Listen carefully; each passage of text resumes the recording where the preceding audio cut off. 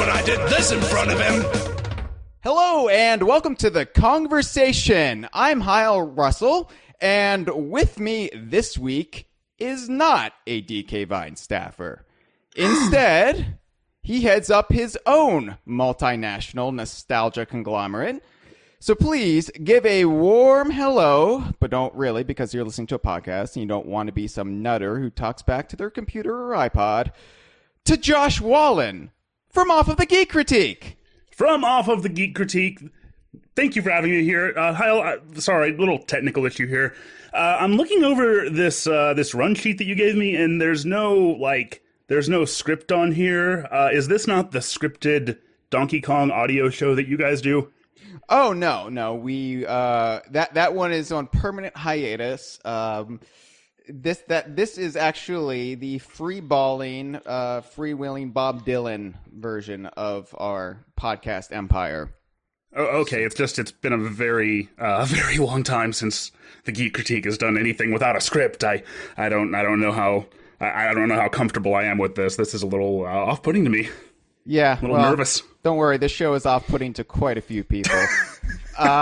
No, seriously, thank you for having me. It's great to have you here. So full disclosure, this is going to be a little bit of a mutual appreciation society here because if any of you follow the Geek Critique on YouTube, and you should, and you will after this, Chad and I appeared on your Donkey Kong series, your Donkey Kong buyout years wrap-up.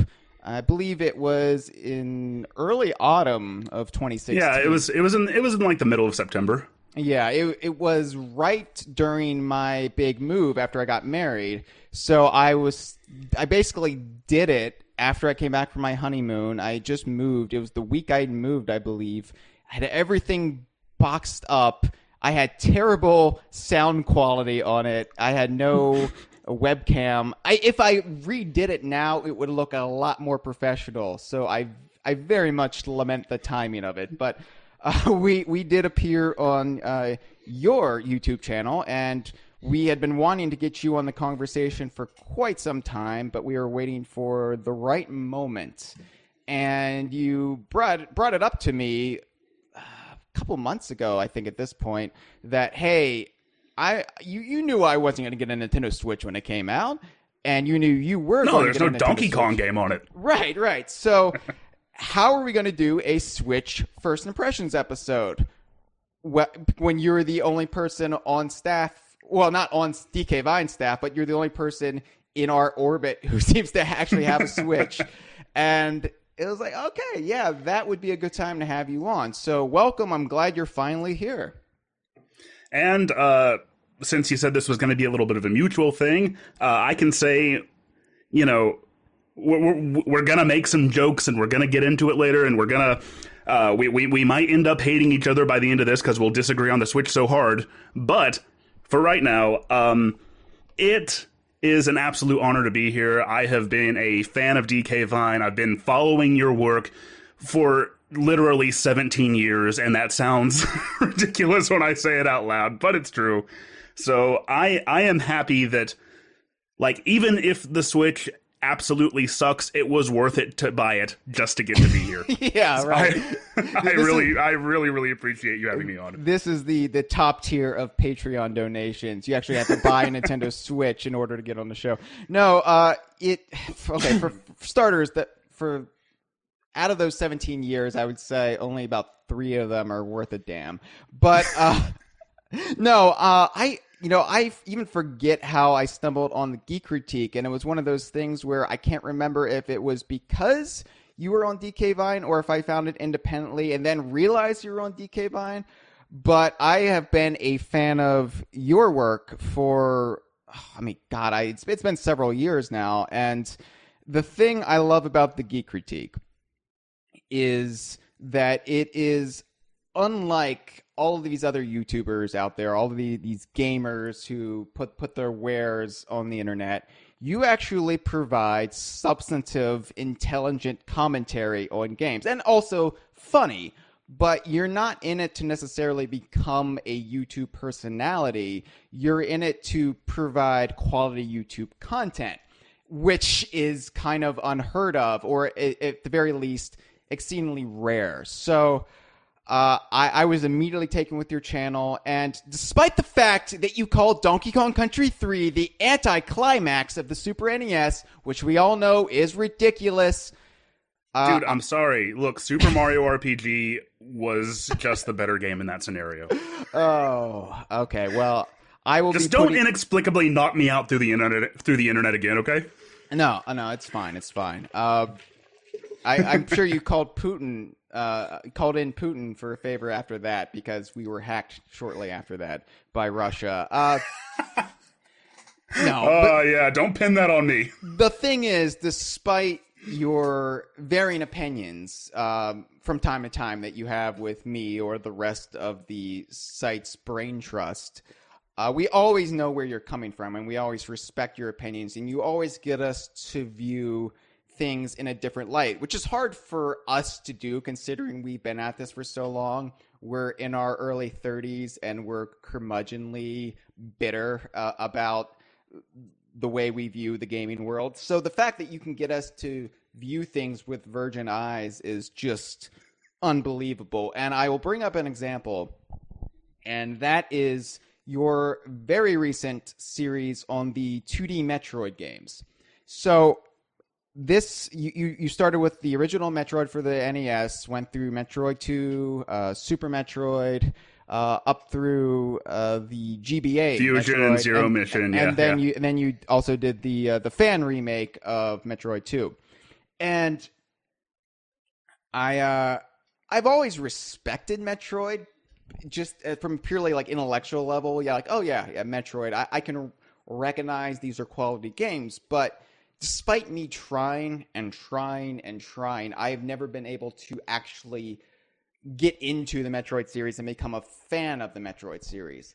And that's probably through nobody's fault but my own, because I just didn't have the patience, or I wasn't in the right mood, or it just didn't strike me for whatever particular reason on that given day that I tried it.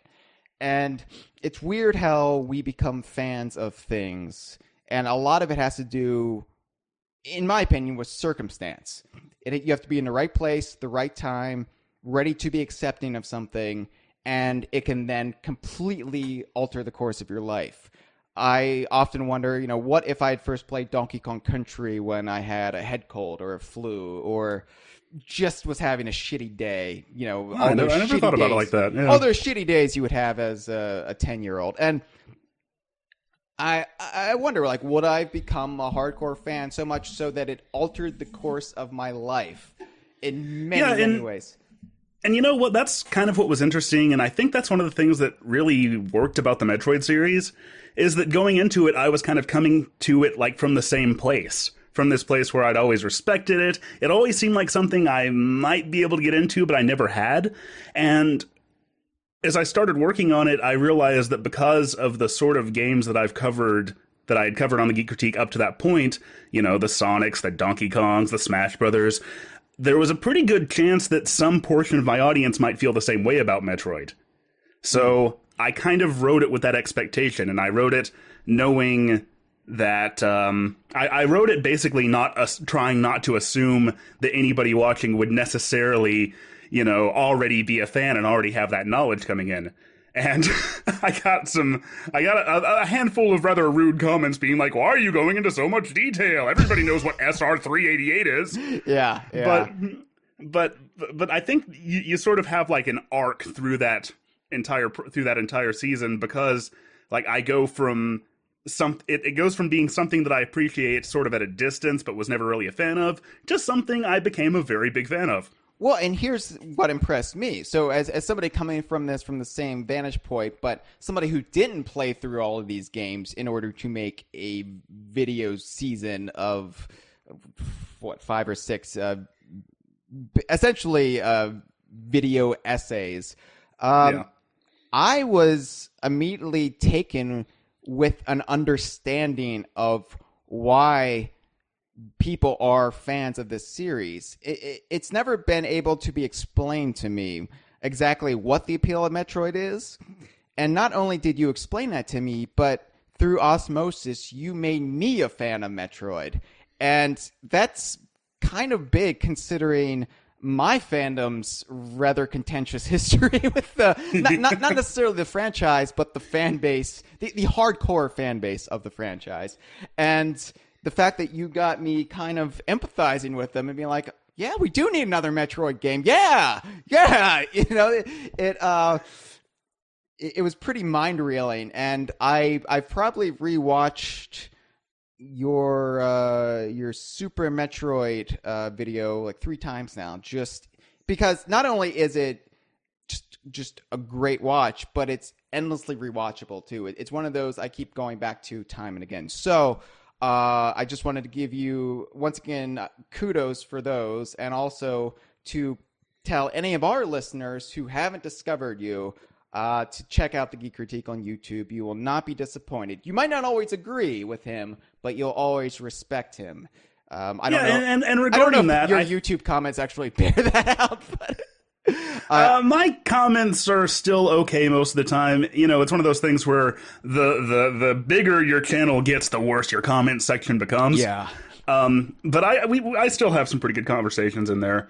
But as far as like not agreeing with me and stuff like that, like, I think that one problem, maybe to a certain extent with modern society in general, but to a certain extent also just the gamer sphere, is that people make way too big of a deal over, well, I don't agree with this person, therefore I don't want to hear what they have to say. Right. One thing that I always try to do, and maybe this is something we can keep in mind as we talk about the Switch here, like, even when I'm calling Donkey Kong Country 3 the anti-climax of the Super NES, and I'm explaining why I think Kiddy Kong is a trash character, I make sure that I try to make sure that I'm not attacking some, like, an individual who is a fan of Kiddy Kong. Like, I don't want to say... Right, there are dozens of us.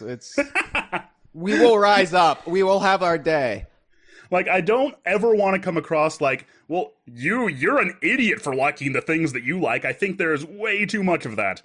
And, you know, I see it in my own comments, too, to go back to that, as the like, oh, well, you think that Power Rangers on Super Nintendo is worse than the Genesis version. You're a Sega fanboy. Screw you. And, you know, that's, like, we need to try to appreciate that different people have different opinions on these very subjective things, and that's okay. You know, I know it's a problem with modern society in general right now, and I won't be getting into that this episode, but... No, please not. No, we have a guest. I'm being respectable. I'm even wearing a tie, so nothing but a tie. Wow. I'm going full Donkey Kong this week, but... no, it's always been a problem in the gamer sphere, as you coined it. I think it's, and I really don't know why, if it's the inherent man-childness of what we do, but it's been a problem since even before the internet was in every household, when gaming culture was, you know, driven through things like GamePro and Electronic Gaming Monthly, and you know, it's always kind of had this schoolyard mentality to it. And well, I think that was pushed really, especially in the 90s. It still is to a certain extent now, but in the 90s especially, that was pushed by the companies themselves, you know? Definitely Sega with their advertising campaign. As a Nintendo kid who, you know, because you usually, I mean, most kids, unless your parents were super rich, you had to choose one or the other. And because I was an NES kid, that was, you know, the thing that really made me a quote-unquote gamer, although we'll get into how I'm very much not a conventional gamer. I wanted a Super Nintendo, and then the Sega Genesis was there, and they were kind of insulting.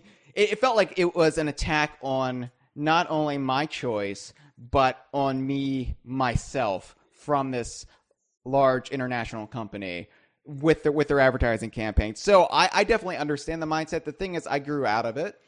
And especially since the Donkey Kong Country Returns era kicked off in 2010 and DK Vine had its renaissance, It's something we've been trying to get away from. We've been trying to inject more nuance into our discussion. See, I love that word. I love that word nuance. I often find myself saying we need some nuance to this thing, you know? When I think it's especially seen what happened to the Rare fan base for so many years and how just full of negativity and assumptions and tribalism. It got so nasty, and it's something we set out to try to repair. And now thankfully, with Sea of Thieves and Ukulele, it's a lot easier in that fandom to get along. And so it's nice to see, but it's definitely still very much a problem, I think, with gaming culture in general. It is, but the way I've started looking at it, and I don't know if this is necessarily true or not, but whenever I get a comment like that, or whenever I see somebody making an argument where they're more attacking the person than their idea, like, you said earlier that you had that tribalism, you had that way of looking at things, and you grew out of it over time. So I've started just sort of thinking of all those, of any comment I see like that. Okay, well, that's probably just some 14-year-old. Yeah. And then they'll get better. Some people never do, but yeah. And, this isn't actually a tangent. And we will be getting into some tangents because this might be my only chance to endlessly blabber about Power Rangers or pro wrestling on the Kongversation. I can certainly blabber about those things. Chad has never had any knowledge base on either, and all Nick wants to discuss is iGuy, whatever. So... I'm going to exploit this opportunity. Well, why not pumpkin wrapper? That's all I'm saying. The sad thing is I know who that is. How do I know who pumpkin wrapper is? How could you forget pumpkin wrapper? But no. I as I already related, I believe it was on my bachelor party episode, The Kongversation. My entire knowledge of Power Rangers is through Wikipedia wormholes. Like, I was never a Power Rangers fan. It's only through, for some reason, getting lost one night and researching the entire franchise do I know anything about it. And the scary thing is, I know quite a bit. See, when you said that was one of those moments where I sort of sat there and I was like, man, I felt like a connection with you. I felt like me and Hyle are kindred spirits here because, I have been a Power Rangers fan for basically my whole life. Like, I know a lot about that show. But I, too, go on random Wikipedia binges for things that I'm not otherwise interested in. Well, and that's the beauty of our modern society. We can talk all we want about how, the internet has only increased this tribalism, but it's also given us any knowledge we could ever desire at our fingertips. And so I kind of exploit that especially for pop culture things I would not necessarily have an interest in, but I still want to be kind of kept abreast of, because I don't ever want to be that old out of touch grandpa who doesn't know what the kids today are into. And I'm already feeling that because there's only so much you can keep up with, but that's why I like Wikipedia binging. And as somebody who... Well, yeah, man. I mean, all the kids are super into Power Rangers nowadays. Well, I mean, they might be with this new movie and all. Yeah, I'm going to go see that tomorrow. Oh, I didn't even realize it was opening tomorrow. Okay.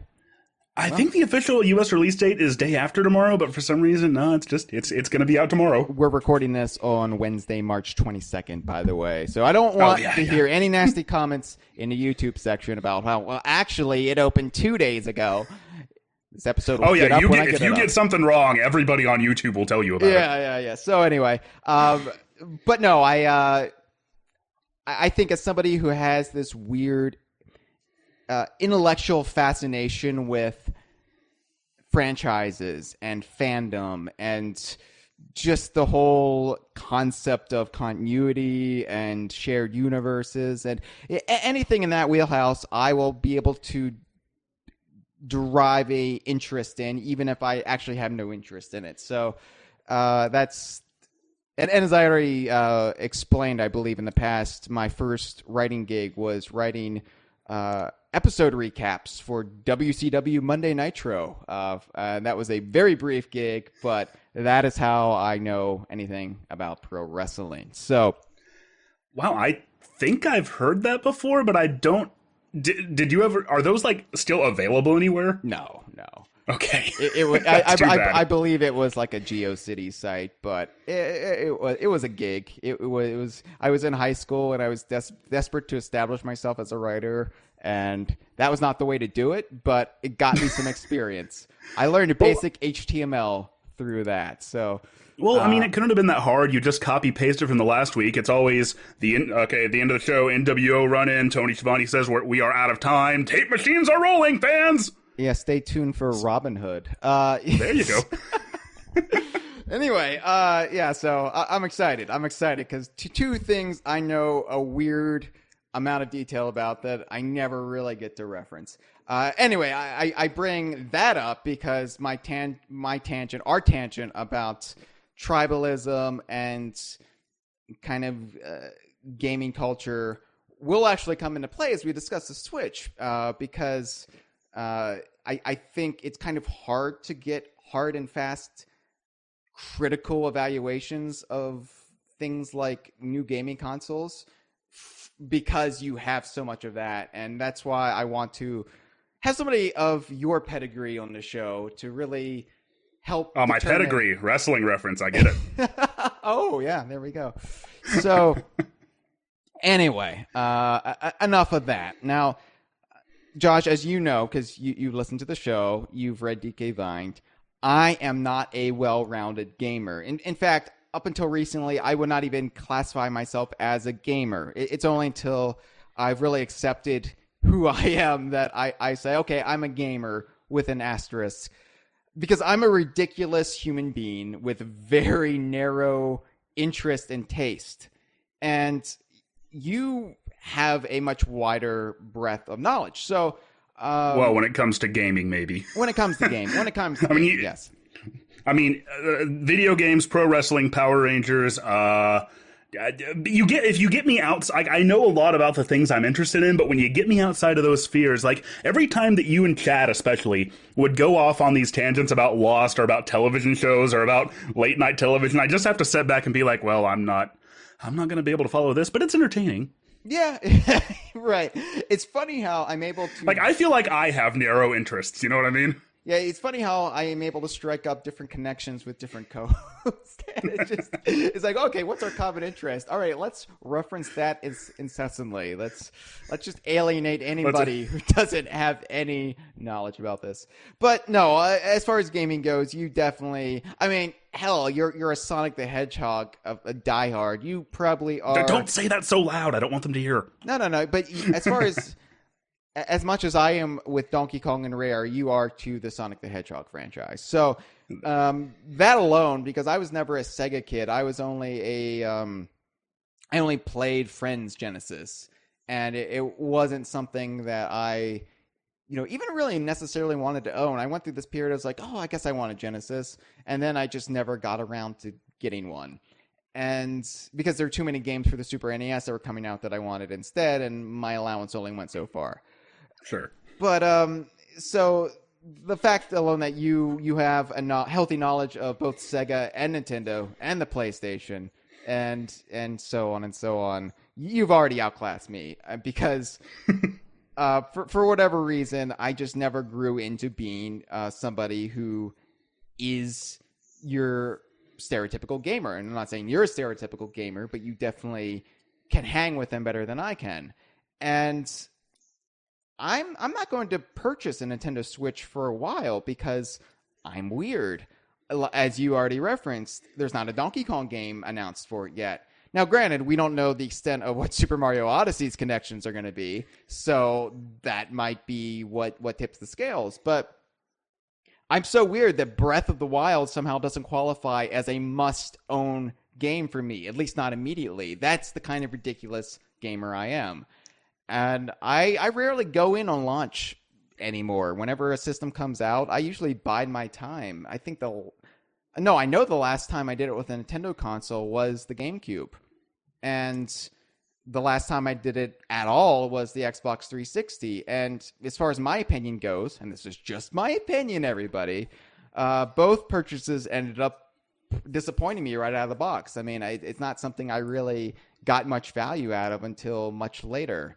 Especially in the case of the original Xbox 360, because I had one, and it red ringed on me, and I got another one, and it red ringed on me, and then I got the improved model near the end of its lifespan, and it still holds up today. But I should. Well, have never... we might bring it back to the Xbox 360 Red Ring of Death here in a little while. Oh, okay, all right. Because I've got a analogy to make there. Fantastic. I basically buy my time. I didn't get a Wii. I didn't get a fucking Wii, which is like the system that everybody's grandparents had. My grandparents and my parents both had a Wii before I had a Wii. I didn't get a Wii until 2010, and when you can guess why I got a Wii. But that's the kind of person. Zach and Wiki, right?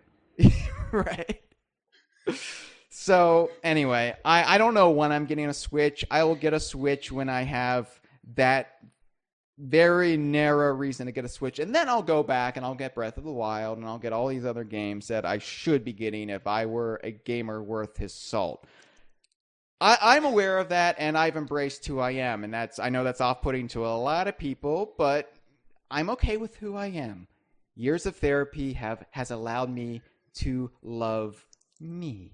So, well, that's very good. I'm proud of you. Yeah. I know.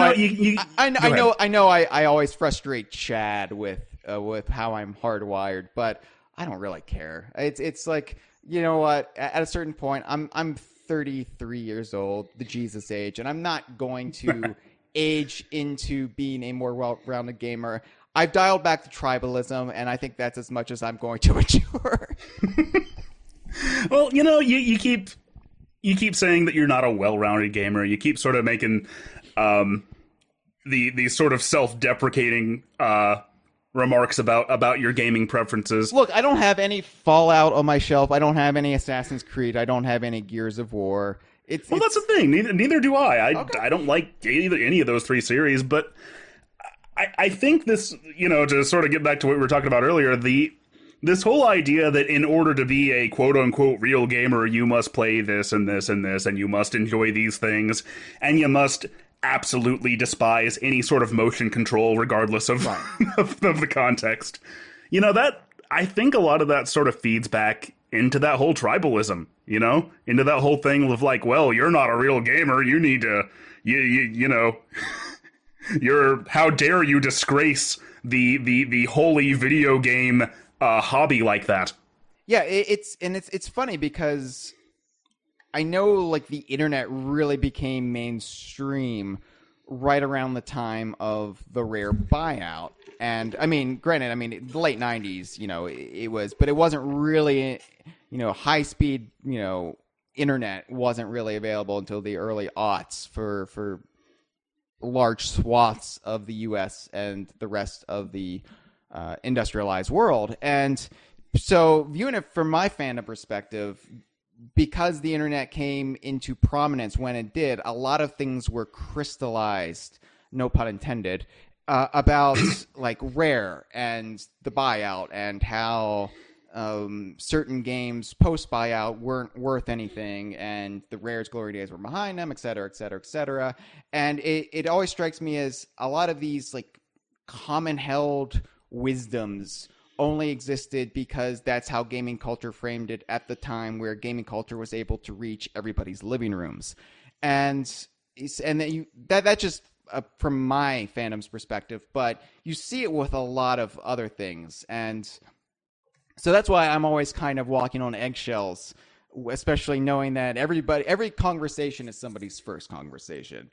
And so I want to be clear, like, yeah, I'm not somebody who is really well-rounded in what gaming culture and media expects of you. As somebody who's been to E3 twice now, I always feel like an odd man out at E3 even. And even though I'm technically among my people, it's very much, yeah, I don't really fit in here, do I? So yeah, I do know what you mean, though. Like, I remember going back to when I was like very, very young and I was just getting into gaming. Like, I would flip through like gaming magazines, and I would just look for like stuff about Sonic, stuff about Mario, stuff about Donkey Kong, right, and all this other stuff that they taught, like the sports games and the RPGs, the stuff that I didn't know about didn't interest me, and that's still sort of the case. The thing is, I would read about that stuff, especially, and that's kind of one thing I almost regret, paradoxically enough, about the internet is you didn't have these very limited dollops of information given to you every month. You know, you have everything at your fingertips, but because of that, I more selectively choose, as far as gaming goes, what I'm into. Whereas before, when I would get a, say, Nintendo Power in my hand, I would read the whole thing front to back, even if I had no interest in 60 to 70% of the magazine. I would read through. Yeah, you know, it is funny to think that in 1996 I went on AOL keyword Nintendo and I found out there's a new Donkey Kong game coming out soon, but I had no idea what Kiddy Kong looked like until Nintendo Power. It's funny to think that like there were just no images. Yeah, and it's funny. I went on a it wasn't a camping trip. It was my wife's family had I guess they're my family now too. It's weird to think about.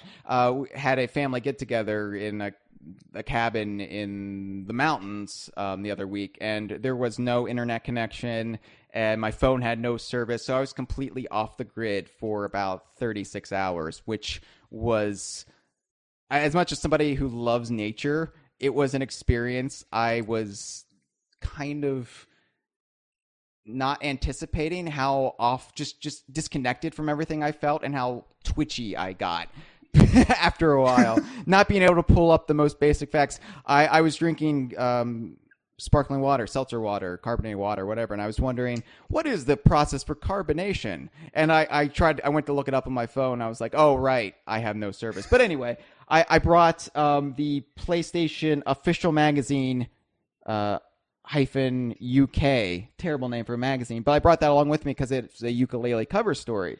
And so I had this experience that I haven't had since probably 1998 of not being online and having to get all of my accumulated knowledge about the gaming world from roughly 120 pages of a magazine. And it was just surreal. And so I was reading articles I would never read otherwise because I had nothing else to derive pop culture entertainment from. So yeah, you know, that's kind of like you said earlier. You know, would you have been a Donkey Kong fan, or would you have been a fan of something else if you'd played it on a different day, or if things had gone a different way? So you know, you say, well, you know, we're not Assassin's Creed, Gears of War fans, but is it possible that part of that is just the fact that whenever we see something online about those properties, we don't read it, we don't engage with it? Right. If I were 10 years younger, and let's say that the internet wasn't a thing, would I be a fan of those games, or would I at least have a extensive knowledge about those games? I don't know. That's probably, honestly. So anyway, yeah. But yeah, you do have your own specific taste. You are not a conventional gamer, but you can pass better than I can. I guess is the roundabout way of what I'm getting at. So, but because you also bring that nuance to the table, that's one thing I'm excited about as far as the Switch. So let's just get to the Switch, okay? And we can inject Power Rangers discussion into this as need be. So awesome. I can't seem to cut through the noise when it comes to the Nintendo Switch, because there seems to be nothing but hyperbole on both sides of the debate. You've got the hardcore Nintendo loyalists and those who desperately want to believe again in the magic of Nintendo, singing its praises, and then you've got just the bitter cynics who are going to trash it no matter what on the other side. And you know, you've got like the corporate reviews in the middle, but I really have no interest in them. So I kind of don't know what to think about the Switch. And well, let me see. Go ahead. Go ahead. I mean, and it's also hard to get kind of any concrete facts on the matter because I feel like it's inherently skewed because it launched with Zelda. And I'm someone who can separate my thoughts on a system versus the actual quality of the games on the system itself. Because example, I think the best times I've had as a gamer in my life have mostly been on Nintendo consoles, and I think the Nintendo 64 had, pound for pound, one of the best libraries in gaming history. But I also think the hardware and the console itself were inherently flawed and did more long-term damage to Nintendo's relationships with developers and to themselves than anyone probably cares to admit. And while I have nothing but kind of malaise for much of the GameCube's library, I'll still defend, say, that controller to the death and say that's probably the best controller I've ever held. It's a competition with that and the Xbox 360 One controller. But so I think because it launched with Zelda, people are saying the Switch is the greatest thing ever. And I don't want to get carried away by that fanaticism. I want a level-headed approach when talking about it. So, anyway. Okay, well, let me see if I can sort of articulate why there's so much noise out there to cut through. Please do, because you have your toe in the water more than I do. And I'm honestly, I've got my eye on ukulele right now. I got it on Sea of Thieves. It's like the Switch is coming out in an opportune time for me because I've got the two of the biggest Rare-related games in years on the horizon. And I just can't stay focused on the Switch. So please help me, Josh. All right. Here's the thing. You go back to, like, say, around 2004-ish, in the Donkey Kong fandom, in the Rare fandom. Yeah. And what a contentious time that was, because you guys at that time felt like you were being attacked from all sides. You felt like the Nintendo fans had abandoned Rare and were trying to say that even Donkey Kong Country was overrated and it was never that good to begin with. You had the Rare fans who were saying, oh well, all the Rare's just gonna be a shadow of its former self now. Where they gonna remake Conker? Right. Rare's not gonna be the same company as it was before, and in response to that, you guys became very, very defensive. No, I think your memory is faulty. We were nothing but choir boys then.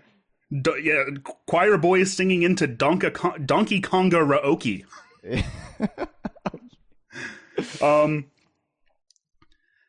And I think that's where a lot of Nintendo fans are. Yeah. I said earlier that, like, Nintendo, that being a gamer doesn't necessarily mean you have to play this, and this, but Nintendo in particular has spent a long time now building a fan base that's sort of outside the traditional, PlayStation and Xbox demographic. Like a couple years ago, and this may be sort of a good point for all this. A couple years ago, somebody found out that I was starting up a gaming channel on YouTube, somebody at my college, and this guy asked me, okay, so are you a Sony guy or a Microsoft guy? Like, never even considering the possibility that I could be anything else. Or that you could be both even, Or that you could be both, yeah. And I just had to be like, well, I mean, more than anything, I'm a Nintendo guy. But cue laugh track, yeah. Yeah. But that's sort of the point that I think a lot of Nintendo fans are coming from. No, absolutely. They're so used to having to be on the defensive about Nintendo, especially coming off the critical and commercial flop of the Wii U, that they feel like any sort of criticism or any sort of derision toward the Switch or toward the company is an attack on them personally. Because Nintendo fans, perhaps more than any other gaming fan base, takes this stuff personally. Because and I think that comes from the fact that most of them grew up with it. And the things that you have nostalgia for are always going to, like I can say all day that, I don't, people are entitled to have whatever opinion they want to have, and I'll be happy to hear it. But at the same time, it does kind of cut to me personally, and I do have to kind of, like, be aware of that about myself when somebody says, like, well, the classic Sonic games, those were never good. Sonic was never good to begin with. And I have to make sure that I'm not taking that personally. Yeah. Yeah, and it's something we had to kind of... I mentioned growing out of it, but I also think just also kind of accepting that we're outliers, embracing it even, and being okay with it. And, oh, okay, well, yeah, mainstream gaming culture is never going to say accept what DK Vine preaches. Well, that's fine, but we'll be off in our own corner. And anybody who wants to can come play with us, and we'll have a great time. It doesn't really matter. And it took us a long time to get from our perspective in 2004 to our perspective today. And even now, occasionally that old mentality will kind of rise up in my head, and I'll get super defensive, and I kind of have to talk myself down from the bully pulpit before I make an ass out of myself. And I definitely empathize and sympathize with the Nintendo loyalists. And honestly, just analyzing myself here, had the Rare buyout never happened, would I be one of those Nintendo loyalists? If Rare was still with Nintendo today, they were shackled together, like Chain Kong from your climax at the Super Nintendo. Would I be one of them who would be so desperate for the Switch to be not only a critical commercial success, but to be right there alongside Sony and Microsoft? I honestly don't know. And I think the buyout and me having to go out and get an Xbox and my fandom becoming bifurcated was what led me to have a more well-rounded perspective on this shit. And... Hyle, the Geek critique will not associate with such strong language. I'm sorry. Well, I will edit it out then. I promise. I'm kidding. Scouts. Oh, okay. Good, because I don't have the fucking time. I don't have the fucking time these days, Josh, to go back and edit out every little inappropriate bit in our ridiculous podcast. But yeah, so I definitely sympathize with them because I could be one of them. And honestly, I was one of them just from a different vantage point. Your analogy is spot on. And I saw it firsthand with what happened when Tropical Freeze was announced in 2013. And not only did you have the hardcore Metroid fans who were upset that Retro wasn't making a new Prime game, but you also had just general Nintendo loyalists who were very kind of, I don't know if bitter is the right word, but there was definitely this agitation that, oh God, Nintendo's making another cartoony 2D platformer. And it's like, more than anything else, more than actually even wanting to play a Prime game, they just wanted that mainstream legitimacy. They wanted something that could be viewed up there with Halo and Gears, and I've seen it from my weird little cardboard box on the side of the street. I've seen it through my peephole where the kind of need to be validated that's existed with the loyalist. And I know I'm painting with a pretty broad brush here, but I think that we're talking about the broad Nintendo fan base. Yeah. There are the people who grew up with Nintendo and just want Nintendo to succeed, but they still have a PlayStation or they still have an Xbox, or they couldn't care less. I mean, people come in all different stripes, but if we are casting this net, let's just cast it. Yeah. But I think that sort of feeds into their certain Nintendo fans' reaction. Like, we can understand it, but we're not saying we're excusing it. I think about I was on the PlayStation 4 subreddit a while back, and somebody was asking, okay, here's my preferences, here's the games I like, do you think I should get a PS4 based on this? And people in that subreddit were actually telling him, these what should be the hardest of the hardcore Sony fans were saying, no, you probably shouldn't. You probably should hold off and just maybe wait for a price drop. You don't sound like you really need a PS4 right now. Yeah. Compare that to Nintendo fans who would never, ever... I feel like they wouldn't harbor the thought that anybody could possibly not want a Nintendo console. It's so weird for me to be at this point. If my past self from 20 years ago could hear me talking now, I wouldn't want anything to do with my future self, because I was a Nintendo kid. I still think of myself as a Nintendo kid, but Somewhere along the way, I just became kind of out of sync with the Nintendo fan base culture, and it's something I've lamented with my DK Vine buddies. I think Cameron Regal, has made the point in the past that and on the DK Vine forum, Cameron, maybe you haven't, maybe I'm misremembering here, but I know on the DK Vine forum too, Sean King has brought up that unless you're a specific fan of, say, Mario, Zelda, or now Fire Emblem, those seem to be the big three if the release flurry is any indication, then you kind of aren't being catered to by Nintendo. And it's like, I don't know, it's weird how fandoms and cultures evolve over time, and I just don't feel like I'm at home with it anymore, even though I still think of myself as, a Nintendo guy at his heart. I don't know. I don't know what point I have to make here. Well, I think I've sort of thought about this in terms of my own Nintendo fandom and in terms of DK Vine. There is a very specific, I guess, archetype of Nintendo fan who kind of came on board in the early to mid 90s. Like that was their primary means through which they discovered Nintendo. Play it loud, baby. Play it loud, exactly. I think what the company was before that, during the NES era, is in some ways, what it is now resembles the NES era more than it does the Play It Loud era. Yeah. Does that make sense? It totally makes sense, and that would explain why it feels like they cater to NES nostalgia and post N64 nostalgia, but very rarely that early to late 90s nostalgia. Because I mean, this is the same gap that the original Donkey Kong Country trilogy falls into. Because the Rare era, I mean, when you look at the N64 library, almost half of the must-play games on that console were from Rare, which is now owned by the quote-unquote competition. So, yeah. Yeah.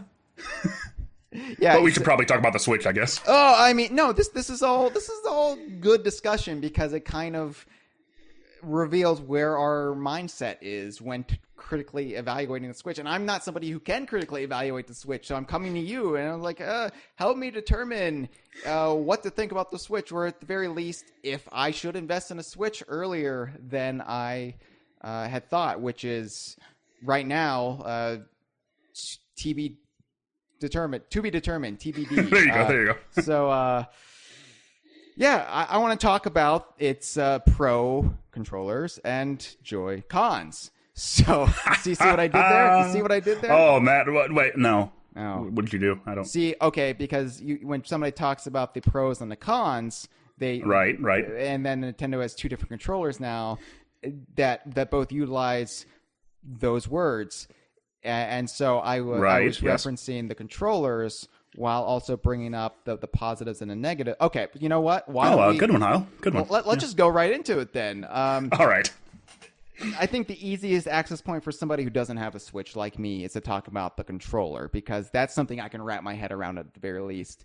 The feeling of picking up an alien controller and figuring out what to do with it. It's a good controller. You'll just instinctively know what to do, and you won't even have to put any muscle memory build up into it. You just know.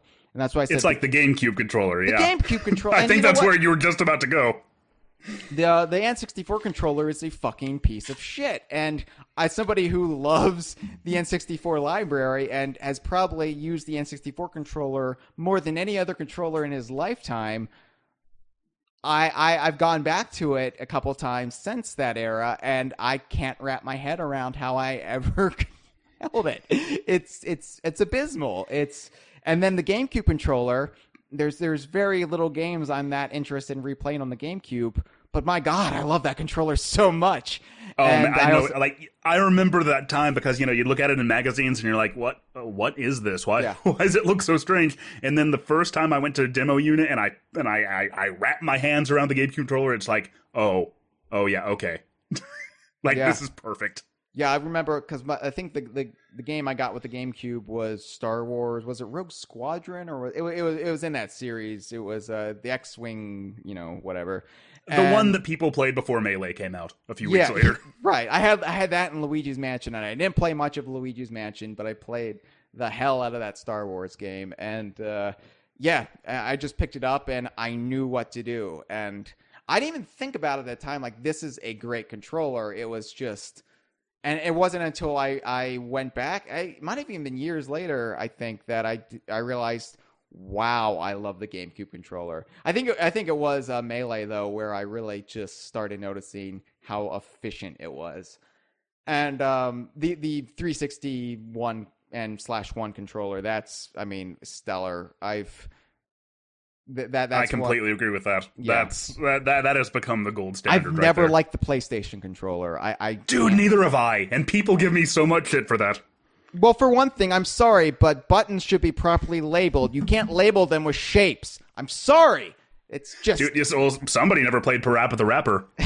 Well, yeah, no, I prefer my my music games with bongos. Thank you very much. I don't prefer it at all. I despise it. But yeah, I just it feels tiny. It feels cheap somehow. I don't know. I can't. Have you tried the PS4 controller? I can't even remember if I've honestly played a PS. I feel like you'd remember because the PS4 controller is a pretty time, substantial improvement. Okay, I'm trying to think. Was the last time I was at Chad's place? Did he have a PS4 at that point, or was I playing a PS3? I honestly can't remember. He probably a PS4. I don't know. And but maybe? It is part of just, that whole timing thing, because people who grew up on the PlayStation think that it's the most natural thing in the world. Yeah. And to me, until the PS4 anyway, the PS4 controller is fine. It's fine. It's okay. But until then, the PlayStation style controllers always just seemed like kind of a second-rate Super Nintendo controller. Yeah. And I always hated the placement of the analog sticks. Yeah. Like where your thumb is off center from where your left thumb on a stick is off center from where your right thumb is. Like that always just bothered me. Yeah, and I'm somebody who held the N64 controller wrong. Okay, that's very true. I held it, as people, longtime listeners are probably aware.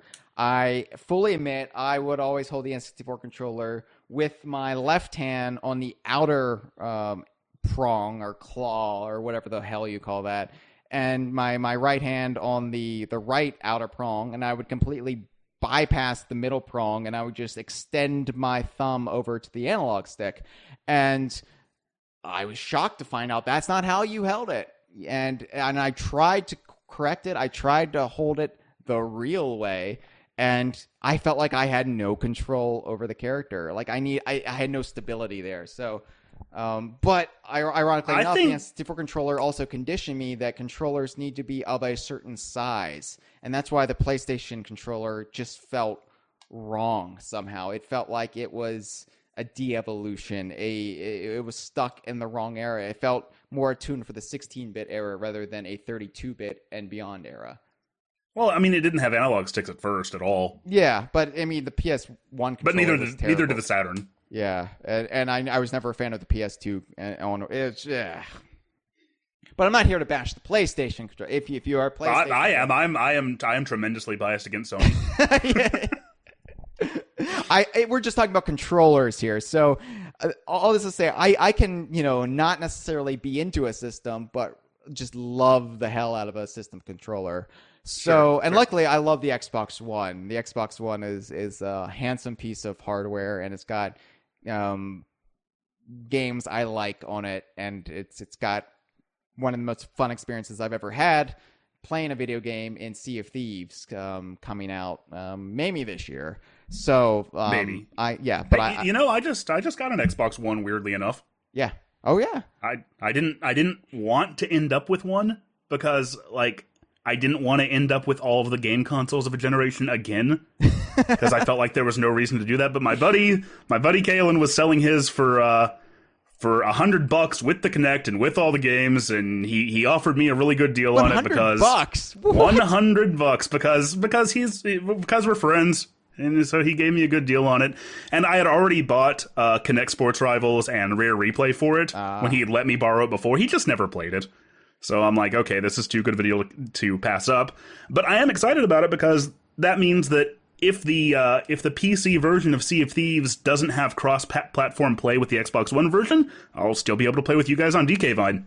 Yeah. And, I'm interested in trying Sea of Thieves on the PC. I need a better PC first, but and the nice thing is, you can you still use the Xbox One controller even on PC. So, as somebody who's never really been able to wrap their head around PC gaming, that's a nice in for me. But anyway, yeah. The Xbox One, I'm glad you've succumbed, and as somebody who bought a new Xbox One with Kinect just for Project Spark to get Conquer's Big Reunion Episode 1, I have to say do that. A hearty screw you. All right, so should have waited, man. Don't be an early adopter. Yeah. I mean, I wasn't an early adopter though. I did wait, for the Xbox One, relatively until there was a DKU game on it. Yeah, and so something I was. Well, I mean, technically, Kinect Sports Rivals became DKU via DLC, but that's true. Yeah, I was still in a. But no, I'm not criticizing you at all for that. If there was an exclusive Sonic game for a system, I bought an Xbox 360. For Sonic the Hedgehog 2006, even though I knew how god-awful it was. Yeah. So yeah, that's the thing. Like, had things, like, gone differently, and the game... I didn't get a GameCube on launch, and I got it because I needed to ask for a birthday gift, and it was my senior year, so I could ask for something a little bit more expensive. So I asked for the GameCube. And... but had things gone differently and I had to get a GameCube when the big Donkey Kong game came out, I would have probably gotten it for Donkey Konga, let's be honest. So, yeah, we're in the same boat there, my friend. But I want to talk about the Joy-Con and the Pro Controller. So, I've never held either the Joy-Con or the Switch Pro Controller in my hand. So, before we begin, we've got to address the issue that a lot of people are talking about, and that's the desyncing issues with the left Joy-Con controllers. And a little bit of breaking news today, because Nintendo has finally addressed the issue. And this is what I'm quoting verbatim from what they said to Kotaku. All right, so there is no design issue with the Joy-Con controllers, and no widespread proactive repair or replacement effort is underway. A manufacturing variation has resulted in wireless interference with a small number of the left Joy-Con. Moving forward, this will not be an issue, as the manufacturing variation has been addressed and corrected at the factory level. We have determined a simple fix can be made to any affected Joy-Con to improve connectivity. There are other reasons consumers may be experiencing wireless interference. We're asking consumers to contact our customer support team so we can help them determine if a repair is necessary. If it is, consumers can send their controller directly to Nintendo for the adjustment, free of charge, with an anticipated quick return of less than a week. Repair timing may vary by region. For help with any hardware or software questions, please visit http://support.nintendo.com. Okay, I'm writing this down. So, okay. Yeah. So the little thing on the back of all their old instruction manuals with Mario holding, I believe, a wrench. That's who you contact. Right on. So, this is kind of been a big... Kind of the only really wet blanket I know of that's been on the Switch release. And apparently the issue was they had one less wire in the some left Joy-Con controllers. I don't really know how much Nintendo is being on the level here with this PR saving statement, but good on them for at least offering quick repairs on it. Josh, have you had any troubles with your left Joy-Con? Well, and this is, I want to preface this by saying that anything that an individual says about this, about their own experience, is going to be just that, their own experience. Right. I can only speak to the quality. Here's what I have. I have 2 pairs of Joy-Cons myself. So I have 2 left Joy-Cons. And then my girlfriend also got a Switch on release day. Wow.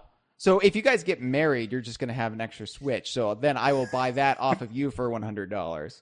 I don't know if I'm going to give this thing up anytime soon. I'm a weirdo who has to buy new. I cannot buy used. GameStop is pretty much let's say 80% irrelevant to me because I am not a gamer who, and by the way, this was a great point you brought up to me on the DK Vine forum after our DLC issue several weeks back, because one thing that I am not attuned to as far as broader gaming culture is the culture of buying a game, beating it, and trading it at GameStop. I don't do that. I hold on to my games like the treasured works of art I view them as. And that is exactly how I feel about them as well. And you brought up a great point that we never even consider, because this is the kind of culture I and Chad cultivated over these years at DK Vine, that, no, games are to be poured over obsessively. And even after you beat that, you can go over and study the details, and you got to put them in chronological order on your shelf. And man, I did do that when during the GameCube era. I had enough GameCube games that I would make sure that they were in order on my shelf. Yeah. So I've got my gaming shelf is just for DKU games. I've got some other games downstairs with where my wife and I have our current gaming systems hooked up, but I keep the DKU ones in my DK Vine office on a shelf, all lined up. But, in the shrine. Yes, it's so games are. I'm like Indiana Jones. They're supposed to be in a museum. So this whole culture of, okay, I'm done with this, moving on, and how DLC is a way for gaming companies to kind of circumvent that and to keep value getting pumped into games to prevent the GameStop culture and from money that they never see. And I was like, yeah. What I said was, damn, that's a spot-on analysis. Yeah, because in that episode, like you said something to something like, wouldn't it be better? Wouldn't it be a better feeling if you've had this game for a few months and you've played it, and then you find out, oh, there's this new stuff coming to it, and that would be really cool. But how many people would have already sold it back to GameStop or gotten rid of it by that point? Right. And that's the problem that Nintendo was trying to mitigate by announcing the Zelda DLC. Within a week of the game's launch, when there would be a whole lot of spotlight focused on it, they were trying to ensure that the highest possible amount of people would be aware that DLC is coming for this. So even once you're done with it, make sure you hold on to it because there's more coming. Yeah, and that's, you kind of that's what you do. That's what your videos do. You take my deeply held convictions and you say, well, wait a minute, and I'm like, oh. Well, I guess I was wrong. And it's a great humbling experience to have the Geek critique in my life. Well, dude, what's cool about that is that I've always felt the same way about DK Vine, because I am not typically the kind of gamer. I don't see how. Okay, let me explain. All right. You guys look at video games and look at the games that you're a fan of in a way that I don't usually do myself. I'm not usually so focused on the characters or on the story or on the way that the world fits together. I find that stuff really fascinating, but it's not something that I usually consider myself. So the way that you guys do that, and the fact that is so much your focus, as opposed to like the way that the gameplay works or the way that the game systems works or the game feel or whatever. Yeah. That's you bring something to the discussion that I don't. So that's I think is a big part of what I've always really enjoyed and appreciated about DK Vine. Okay, I'll allow that. Okay. No, and it's also that's the fundamental difference with being a Nintendo / Rare fan versus a Nintendo fan. I think, except Zelda fandom has kind of gone in that direction, especially after the release of the Hyrule Historia, which I want to get into. We might be getting into a fairly major Breath of the Wild spoilers if you're up for it. I don't know how far you progressed in the game, but I just finished it like 3 days ago. Okay, so if we'll warn listeners when we get to that point, so they can shut off the podcast or for later, or maybe even skip ahead. But we'll deal with that. But Zelda is Samus. It really surprised me. Okay, all right. Well, that would definitely probably please people who want Nintendo to all exist within the same shared universe. And well, honestly, that would probably please DK Vine, because we're one of the few who argue that no, Smash Brothers, they're the real characters. They're not dolls or trophies come to life. They're the real characters. And Sakurai can't convince me otherwise. No, well, hey, it's Smash 4 has no reference to them being. If Smash 4 does anything, it's validate our opinion. Anyway. So, wow, this was a long detour just to say I prefer things new. Yeah. But welcome to the Kongversation, everybody. Yeah. So anyway, Joy-Con. Any issues? Yeah. This was a very long detour. The first night that I had it, I understand there was a day one. You never forget your first night. Well, I might not. We hooked it up. We took my Switch out and we updated both my own and my girlfriend's Switches. And the first game we played was, of course, I think the Switch's killer app, the one that everybody was really looking forward to and really curious about, 1-2 Switch. Mm-hmm. And, we're playing it and we're having a good time. And I have the left Joy-Con, she has the right one. And I start to notice there's this game where you have to, you're using the Switch like it's a flag. And a voice tells you, like, up, down, and you have to move the flag in that direction. Oh my god, that's like a Mario Party minigame. Oh, it is, yeah. Yeah, Shy Guy says, yes. But then a male voice comes on, and when you hear him say, up, down, you have to do the opposite, because... So, that was the only point that I noticed that my left Joy-Con was not working properly. And... I had already heard about this online because, in the press got their Switches about a week early. Nintendo didn't see fit to send one to the Geek Critique for some reason. But oh, you're not one of their favored few. No, I talked about AM2R. They're never going to want me. Well, if it makes you feel any better, being at E3, we tried to get in to see a private viewing of Zelda. Last E3, and gave them our business card, and we have a feeling we're blacklisted by Nintendo. Let's just say, both E3s we went to, they ended up canceling our scheduled meetups with them. So, yeah. I think it got to somebody. Oh, DK Vine, no. Retro's been kind to us publicly, but yeah. Now DK, if you guys were DK Girder, then they'd let you in. Yeah, I Am Gibbons got to give us the hookup at some point. Yeah. So anyway, yeah, I was experiencing some left Joy-Con desync issues, but I'd already heard about this fix online, and this is the only thing I can think of about the Switch that is kind of one of those typical Nintendo-like stumbles. Mm-hmm. What I had to do, and I'd already read about this, was connect the Joy-Con, the left Joy-Con to the Switch, and then reboot it. And apparently, once you apply the Day 1 update to the Switch, you do a reboot, and that applies the firmware update to the left Joy-Con, which immediately cleared up all issues for me. Oh, wow. And so that, I haven't had any trouble with either of my two pairs of Joy-Cons, and I know my girlfriend hasn't had any problems with hers either, since we did that. I don't know if my other Joy-Cons would have had a problem had I not gone ahead and done that all at once, but that being said, I know that friend of the show, Carla, Am I using the friend of the show terminology correctly there? You are. Okay. Beloved DK Vine forum member, longtime That'll work. forum member, and also Inner Circle member, Carla Gurney. Yeah, I know. I suggested that to her in the inner circle, and she said that she was still having issues.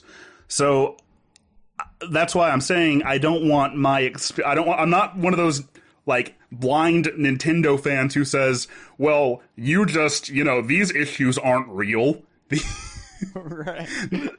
People are definitely still having issues with the left Joy-Con.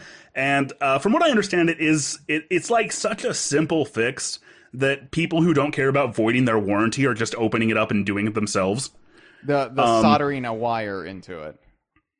Something like that, yeah. Yeah.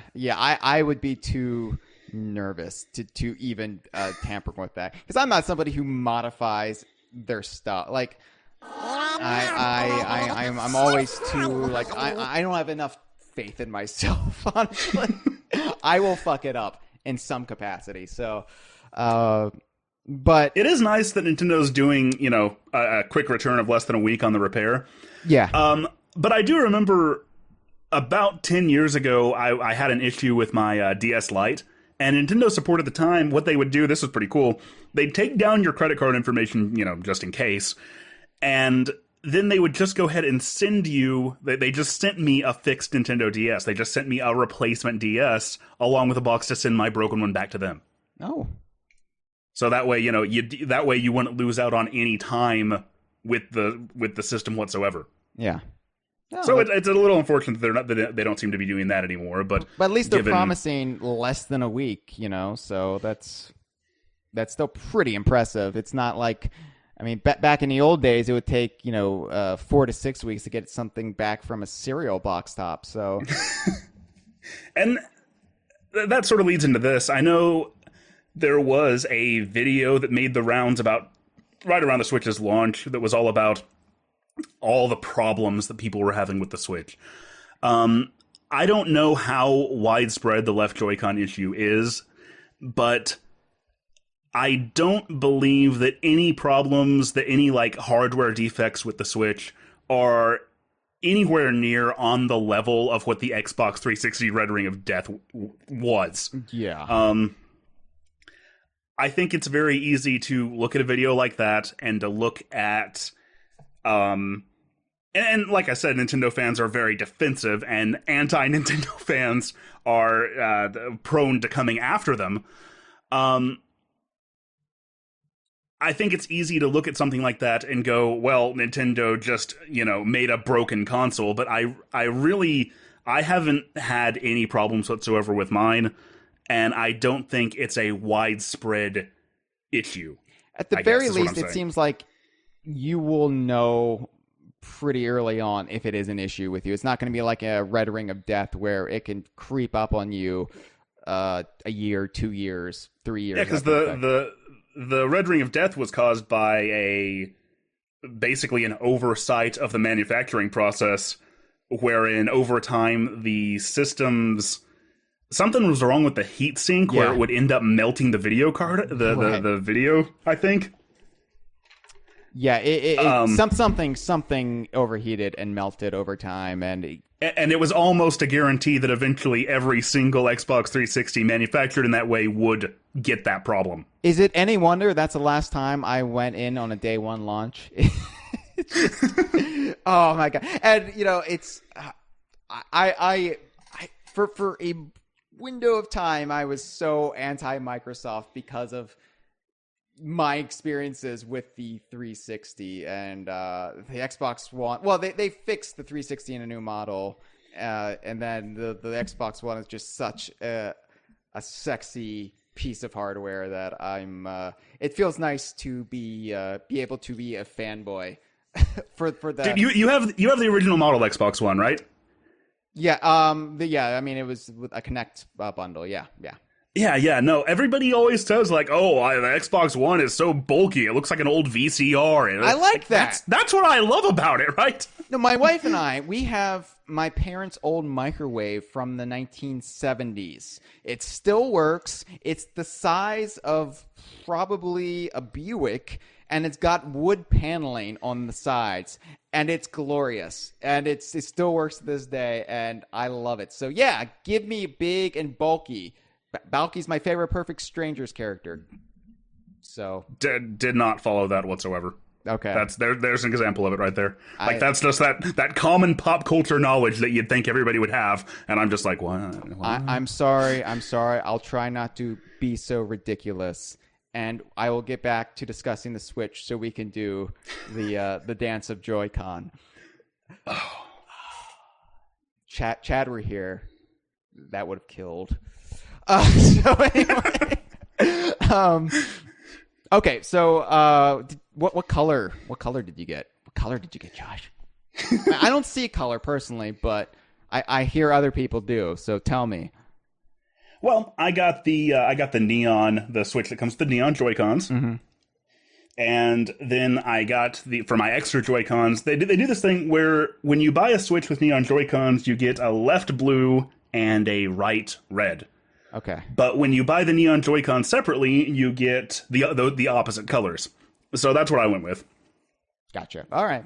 Well, okay. So besides them working at all and the color, how does it feel? And I guess this is a multi-part question, because how does it feel, when they're separate, and how does it feel when you're taking it on the go? The Switch is so many things. It's hard to really find a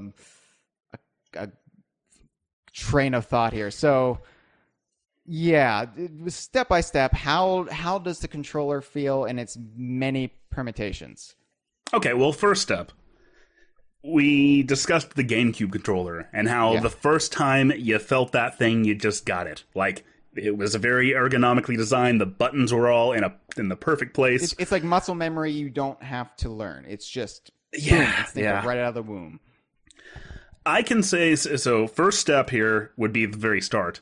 And right out of the box, the Joy-Cons did not give me that feeling. Okay. The Joy-Cons are more akin, and I think there's a good reason that they are this way, but Nintendo's video game console controllers always tended to be, ergonomically designed. Mm-hmm. You think about the GameCube but even going back to like the Super Nintendo, how it sort of it contoured to the shape of your hands.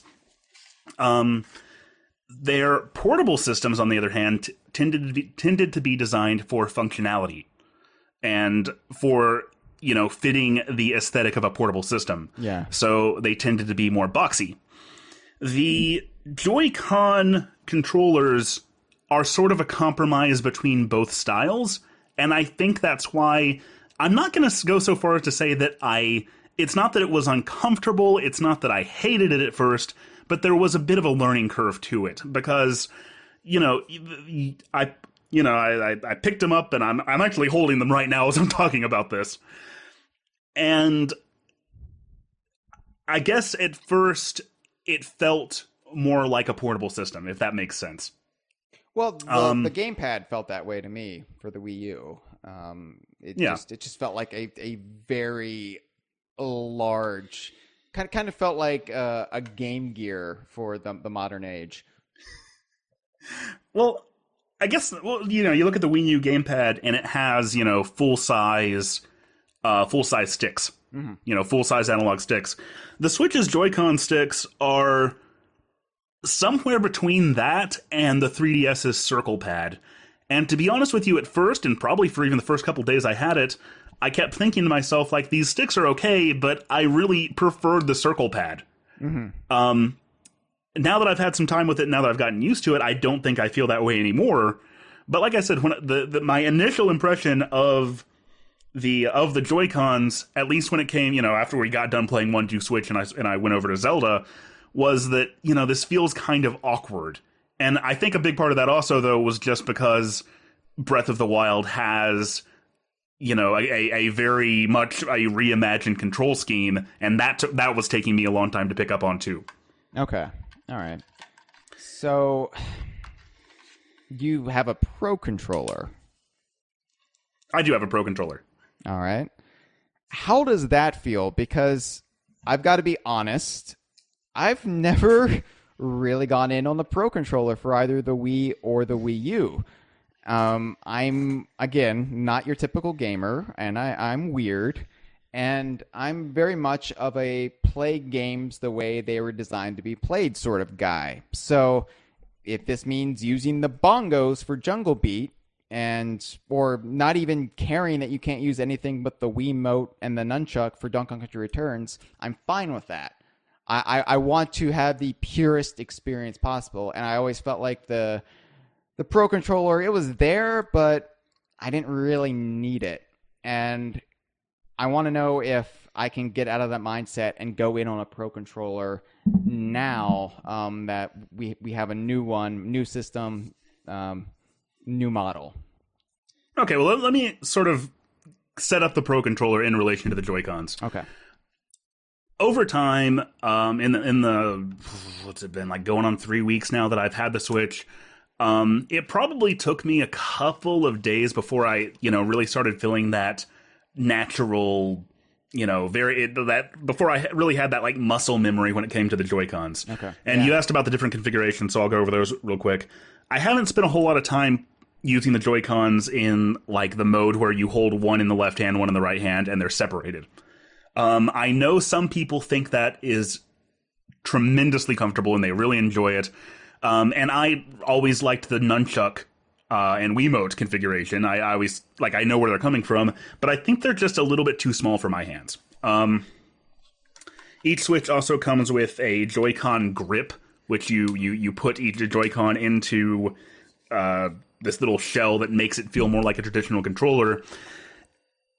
That almost has the opposite problem to me in that I feel like the grip's handles are a little bit too big. Like, it's fine, it works, it's playable, but for me personally, it's still not really ideal. See, that's what I was thinking I would probably use the most when I'm playing my Switch on the TV machine. And I may be unfairly comparing it to the Pro Controller.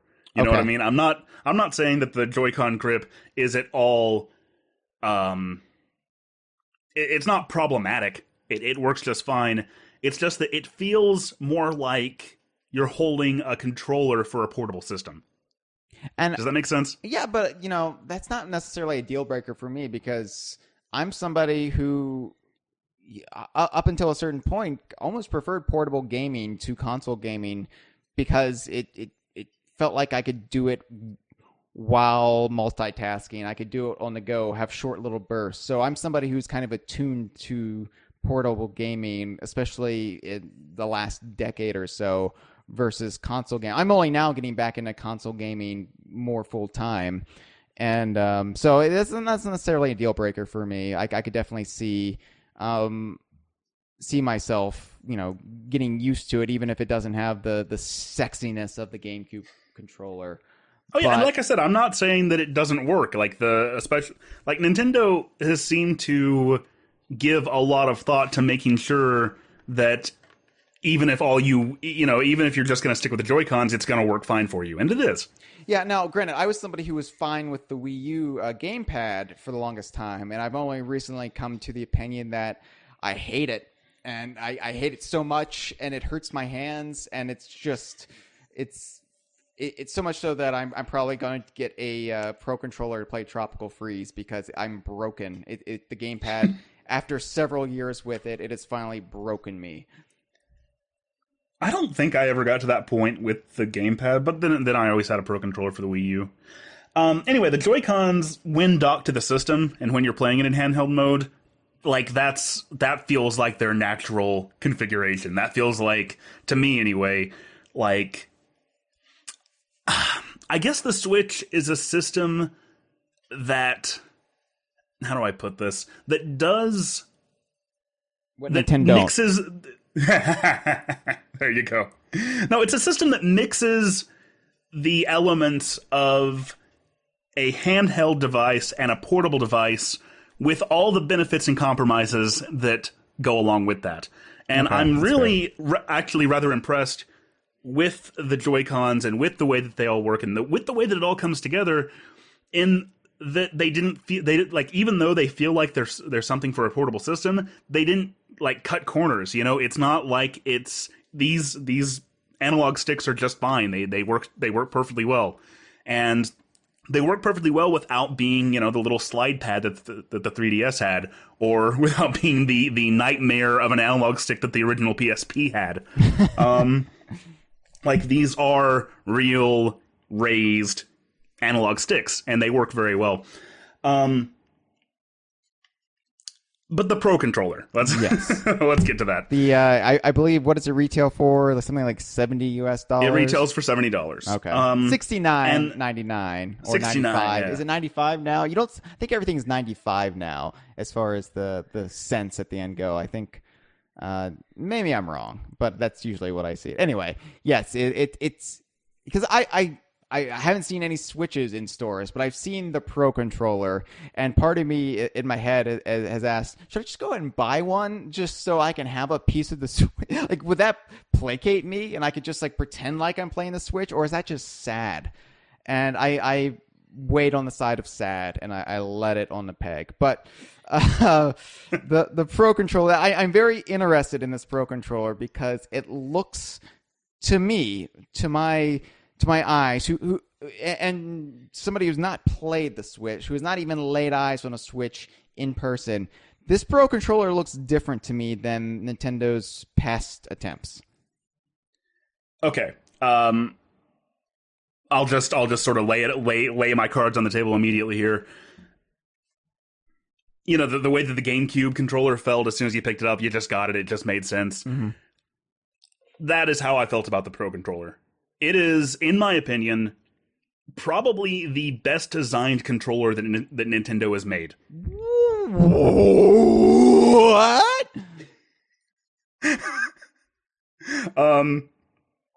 It is very much like the Xbox One controller, but with a D-pad that's worth a damn. It has your standard cross-shaped D-pad controller or D-pad. It just the buttons are much bigger than the ones on the Joy-Con and just feel perfect to hit.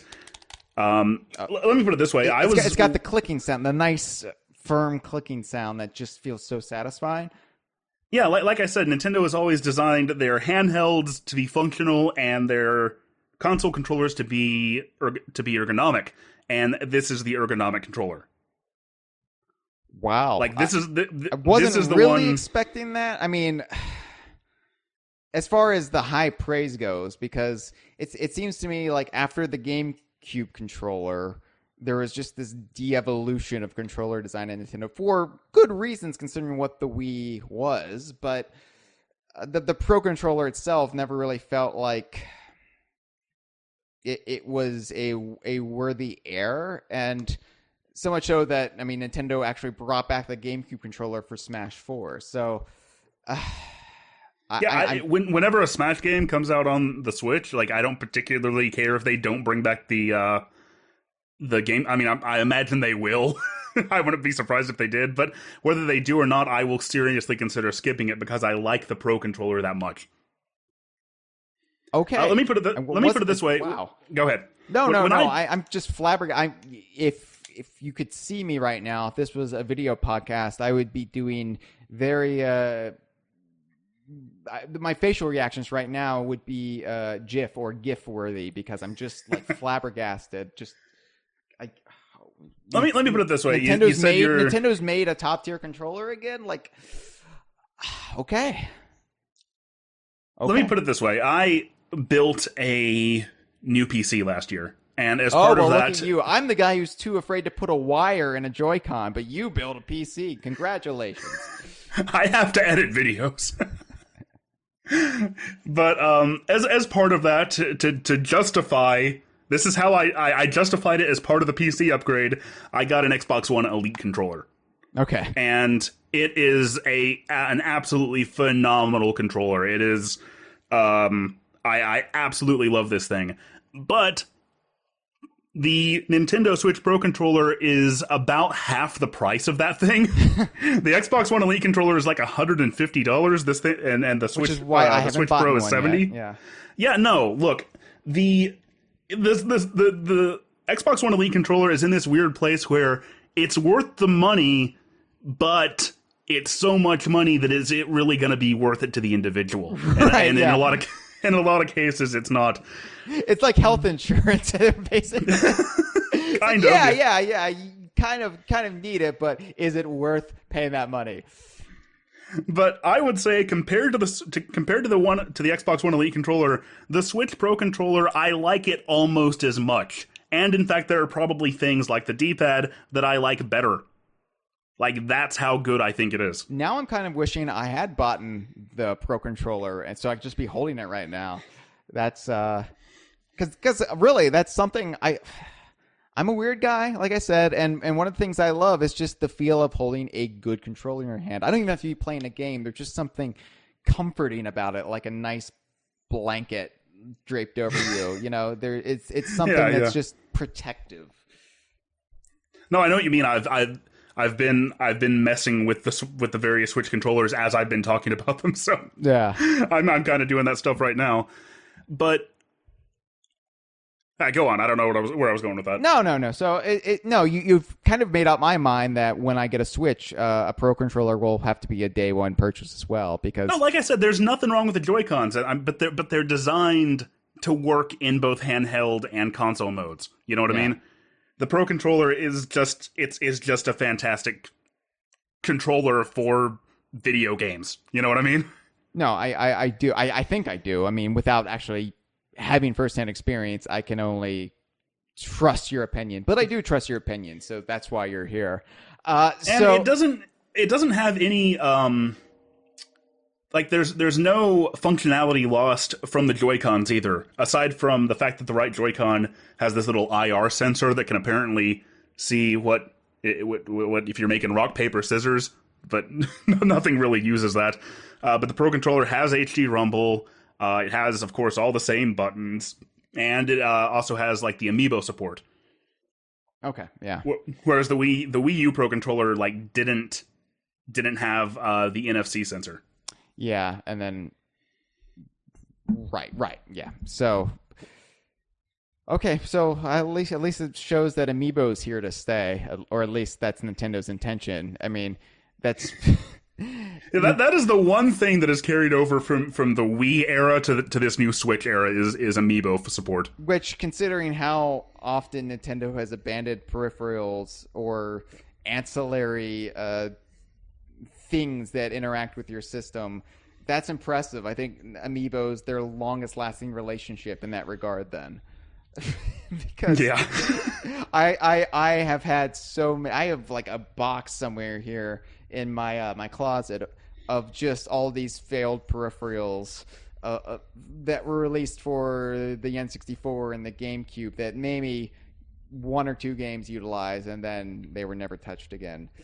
Dude, I had the Game Boy Advance, the e-reader. That's what it's called. Oh, and not an e-reader as in what you buy and you read digital books on.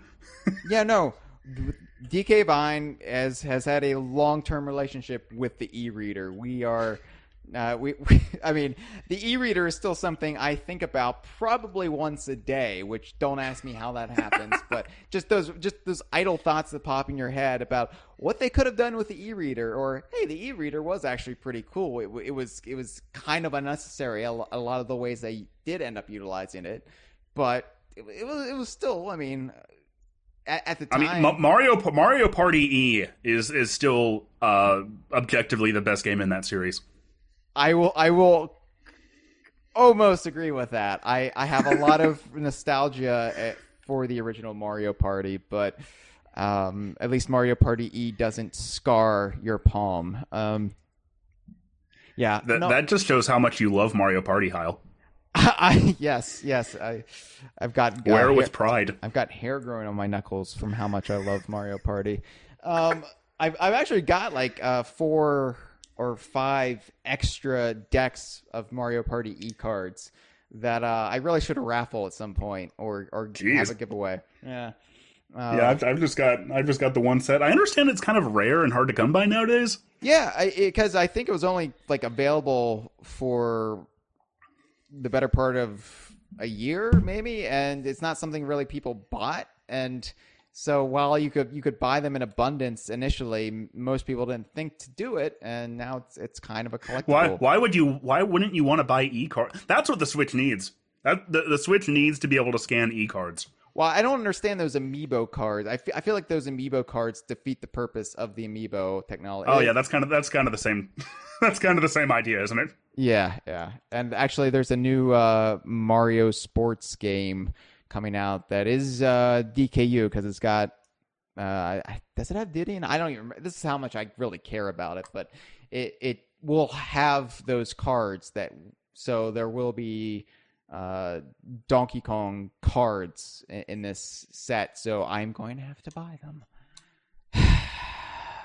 Anyway, yeah. Every time I look at the Nintendo section of a store nowadays, like all the Animal Crossing amiibo are on sale for like $3 a pop. Well, yeah, I see the seas of Animal Crossing amiibos, and I'm like, this is another example of how I am not attuned to the Nintendo fan base anymore, because I'm just like, yeah, I tried to get into Animal Crossing too. I gave it the old college try, and it just wasn't for me. And maybe I think you kind of are. I think you are more in tune than you think there, because I think like the reason that those Animal Crossing amiibo didn't sell well is because Animal Crossing doesn't have the same kind of appeal in the US as it might in Japan. Okay, because it's something they continue to push. It's something that's rest assured there's always something Animal Crossing coming out or available, and I've always wondered. I'm like, is the fan base really this hardcore? But it makes sense that it would be a regional difference then, if that's the case. But anyway, where were we? Oh yes, the Switch. Again, welcome to the conversation, John. Power Rangers RPM, all right? Like, can we talk about that for a little bit? Oh yeah, sorry. My knowledge after In Space gets a little hazy when it becomes less serialized and it becomes more a new story every year. Although I suppose Lost Galaxy continued the story in small ways. I believe Bulk was part of that, was he not? He was, and then Bulk came back again for the 10th anniversary episode Forever Red, and which makes no sense to me, because why would Jason, the original Red Ranger, still have a Tyrannosaurus Morpher coin? Wasn't that lost? First, didn't he give that to Rocky? And he didn't actually directly give the Morpher to Rocky. They went to, I believe it was called the Forbidden Planet, and they got the power, the sword that allowed them to transfer the powers from Jason, Trini, and Zack to Rocky, Adam, and Aisha. We have this footage from the Japanese show, and we've already lost the actors, and we need to have a seamless transition without the actors. So we've got yes.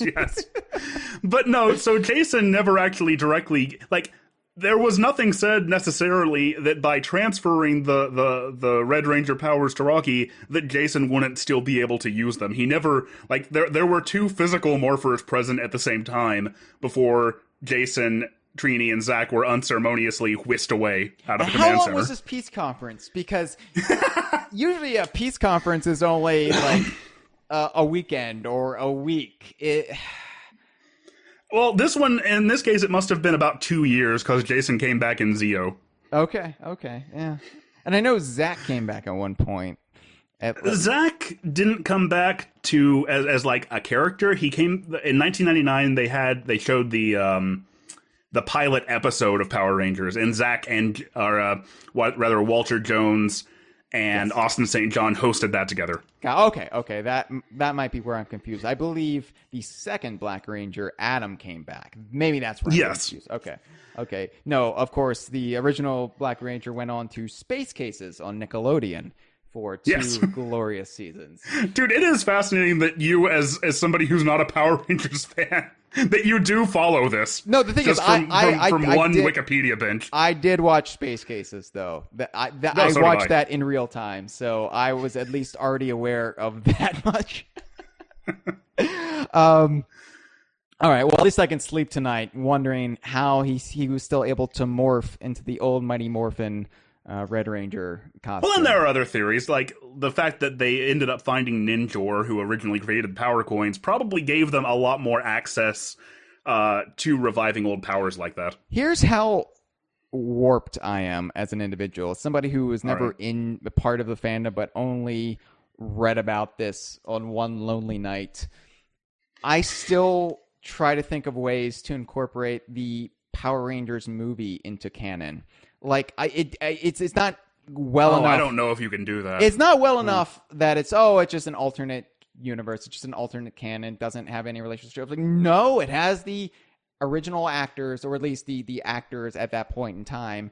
There's a way to make it work. If you did enough mental gymnastics, you can make it work. I fan-wanked far more dire circumstances away than that. So why does Angel Grove happen to look like Sydney, Australia? Yeah, just the part of Angel Grove you never see in the show.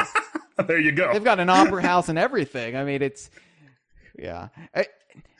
it does bug me though that this Zordon was set up shop in North America. Like, why would he set up, like, it would make more sense if he was like in like the Sahara or something, and because if you can just teleport back and forth, what does it matter? Okay, anyway. Well, they can't teleport all willy-nilly like that until Billy links their communicators to the Command Center's teleportation system in the second episode. See, you got me beat there, because Wikipedia didn't explain that to me.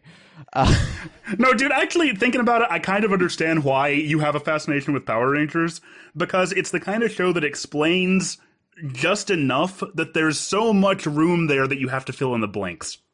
But it also fascinates me that it's a completely separate to a Super Sentai, right? That was the basis for the original, or for what we consider the original. And it just fascinates me that they were able to kit bash a show out of this completely different show. and that is how an entire generation of fans in the West know this material. And it's not even something that I think you can get away with in this day and age. I know, like they did with like Voltron and other properties, but we're too much of a global society now that I don't think you could pull that off in 2017 with a property. I don't know. I mean, they do still pull it off. I mean, Power Rangers Ninja Steel's airing right now. Yeah, the show never... but that's just because of the legacy connotations from this show from I see the what you're early saying. 90s. I see what you're saying. You couldn't do it with a new property. You couldn't, like, take an anime or a live-action Japanese show and say, all right, it's this completely separate property. I don't think people would stand for it, especially the people who would naturally gravitate towards that, which would be Japanophiles and people who really love the culture. I think the last time they maybe really attempted that was there was a show on Spike TV in the early to mid aughts where they would take some sort of Japanese game show and they would intentionally overdub it. Oh yeah, I remember that. But even then, it wasn't like it was pretending like it was something else. You know, that's true. Yeah. Anyway, I really didn't mean to get us on a tangent about Power Rangers. No, so if you at home can figure out a way to incorporate the original 1995 Power Rangers movie in between seasons 2 and 3 of the show. And by the way, if you're a Power Rangers fan, I'm disappointed in you because I don't see enough Masked Rider references in Power Ranger conversations. That should be viewed as a fully fledged spin-off of the Power Rangers franchise, since the character debuted in the season 3 premiere immediately following the Power Rangers movie, which was ignored, but should be where's Furbus? Where's Furbus? Yeah. When are they going to bring back Furbus? When Lord Zed and Rita turned back time on Earth, how did that affect Masked Rider, and why was that never addressed? Well, Masked Rider didn't take... Well, no, it did take place on Earth, didn't it? I haven't watched Masked Rider in a long time. Dex, the main character, was from an alien planet, but the show itself took place on Earth. It was from the planet Alpha was from, though. That was like a major... Okay, anyway. Yes. This was a long night. I didn't get to bed till like 6:30 that morning, and I hated myself the next day. What is wrong with me? All right, so... Okay, hey, I've got a Power Rangers episode of the Geek Critique coming out tomorrow, so look forward to that. Yeah. I believe it's already available for patrons, so that would be a good time to plug is indeed, Hyle. Supporting the Geek Critique on Patreon. So we got on that tangent by bringing up the fact that we are on a tangent. So doubling back twice over, before we move on to the actual games of the Switch, I want to address the whole playing it on the go versus playing it on your TV divide. And this is I mean, I think the big selling point for the Switch, at least as far as to the layman goes, because again, I just got done saying, 5 hours ago before we talked about Power Rangers that I was somebody who, when I got into television writing for a brief dalliance in the mid to late aughts, I didn't really have time to play video games, but I still made time to play portable games because it allowed me to multitask. I could play it wherever. So as somebody who did have that like long-lasting affair with portable gaming, it's only now getting back into console gaming, but still has a soft spot for the notion. How does it compare? Like, have you taken it? Wow. Have you taken it much on the go? And I mean, do you have any preferences?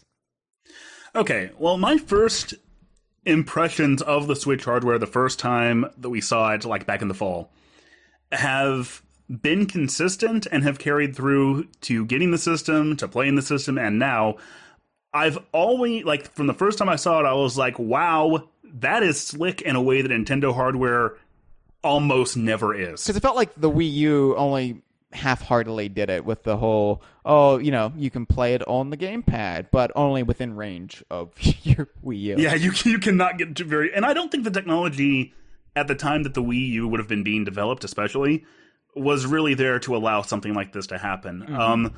What has allowed the Switch to happen, to be a reality in this format is, the continuous technological push toward making really strong hardware smaller and smaller and get it into a more and more portable form factor. And that definitely wasn't there when the Wii U came out. I'm only on board partway with, because as I said, my late 70s microwave still works and it's still amazing. So I want Nintendo to release a system with wood paneling again. They never actually released a system. That was Atari, but I want to see wood paneling. And if anybody's going to cater to that retro kish, it should be Nintendo. I guess what I'm saying is it feels like Nintendo, in contrast to how they have been for the longest time, for once they seem to have their finger on the pulse of what might be a new trend in technology, and they have their pulse on the wave of what of sort of what things have been and what things are and what might be over the horizon when it comes to portable video gaming device, or maybe just a video gaming device in general, but we'll get into that. Well, it's interesting to me that they're also promoting this, pushing this, trying to make this a thing. At the same time, they're also getting into mobile games, and it seems like either they're aware that they're never going to capture that casual audience, but maybe there's just enough overlap on the Venn diagram that they can snare a few of them. It's not going to be like in 2006 with the Wii, where they're trying to make gamers out of people who are not gamers, and that only got them so far. It seems to me that this is still catered more to the hardcore crowd, but there might be some crossover that was the there. problem with the Wii U right there, is that the people who bought a Wii for Wii Sports did not buy a Wii U. They were fans of that of the Wii concept. They were fans of Wii Sports, but that didn't. Nintendo wasn't able, and maybe they couldn't have been converted into being more traditional gamers. Right. At least not on a very wide scale. When you say Nintendo has their finger on the pulse, I was going to say, well, they did a decade ago, but that was kind of an artificial bubble. It didn't last. Motion gaming became the trend, but it wasn't a self-sustaining trend. And go ahead. And so I think what mobile gaming has showed is, that's where casual gaming went, actually. It wasn't motion gaming, it was convenience gaming. And I think, the Switch you can take on the go. So, but they're also not putting all their eggs in that basket. They're still developing now games for the App Store, and so And that's what kind of excites me about this, is because, and we'll get into Zelda here in a little bit, I'm sure, but looking at the way that Zelda is designed and the things that it does, the Wii U, a lot of the games on the Wii U, I loved them. I thought that they were some of the best iterations of Nintendo's franchises that they had made in a long time. But I can't deny that stuff like Mario 3D World was also an example of Nintendo playing it very safe. Yeah. Zelda Breath of the Wild, and from what we've seen of Mario Odyssey, it looks like it might follow sort of these same philosophies. Breath of the Wild didn't seem like it was at all scared or nervous. Like, the designers were fine with throwing out long-established Zelda conventions in order to make something new. Now, to be fair, Breath of the Wild did start development for the Wii U, so that's true. Yeah, I mean it, but I'm not saying. Yeah, I mean that doesn't necessarily invalidate your argument, because that's possibly where trends have to or plans have to start somewhere. What I'm saying is, I'm kind of hoping that this points to sort of a philosophy shift at Nintendo. Does that make sense? It does, yeah, and I feel the same way. The new Super Mario Brothers franchise, that's been a stickling point for me. It's just been I feel like that, rather than doing cool new things with 2D Mario, it's actually has limited 2D Mario, and actually below a point where 2D Mario actually naturally evolved with originally. And yeah, it did feel like they were playing it safe. They were being very conservative. And, I'll always love the Wii U because of Tropical Freeze, which I feel like was, as much as I loved Returns, Tropical Freeze was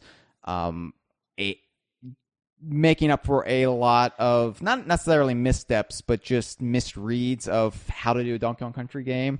And yeah, Tropical Freeze, I don't even know if you could say that was playing it safe, because I don't know if any Donkey Kong Country game in this day and age can be considered playing it safe. But yeah, as far as the rest of Nintendo's output during that time, and you get things like Splatoon, which Splatoon's really a good example of something different. Yeah, but with their core franchises. And it feels like anywhere they couldn't play it safe, they didn't bother with. And so you'd see a lot of franchises just having no representation at all. Yeah, and I want to say, when I'm comparing the Switch to the Wii U, I'm doing so in more of like a macro sense, I want to say, because I absolutely love the Wii U.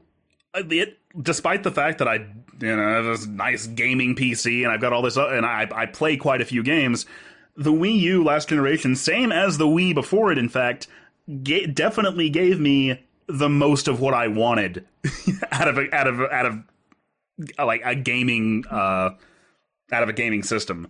Well, again, and also you can split the difference. You can like a game console's library, but you can also have criticisms of the system itself. I don't think it's a either or situation. So like the problem with the Wii U was that, like, who did the Wii sell to? The Wii sold to hardcore Nintendo fans who are gonna, they'll buy what Nintendo puts out, and it sold to this big blue ocean of people who don't usually play video games. A gray ocean, because it was big with the grandmas, which again, it was the most disquieting day of my life when my grandparents and my parents got Wiis and I still didn't have one. I felt both, I never had that experience. I felt both young and old at the same time. Like, just a man out of place in time.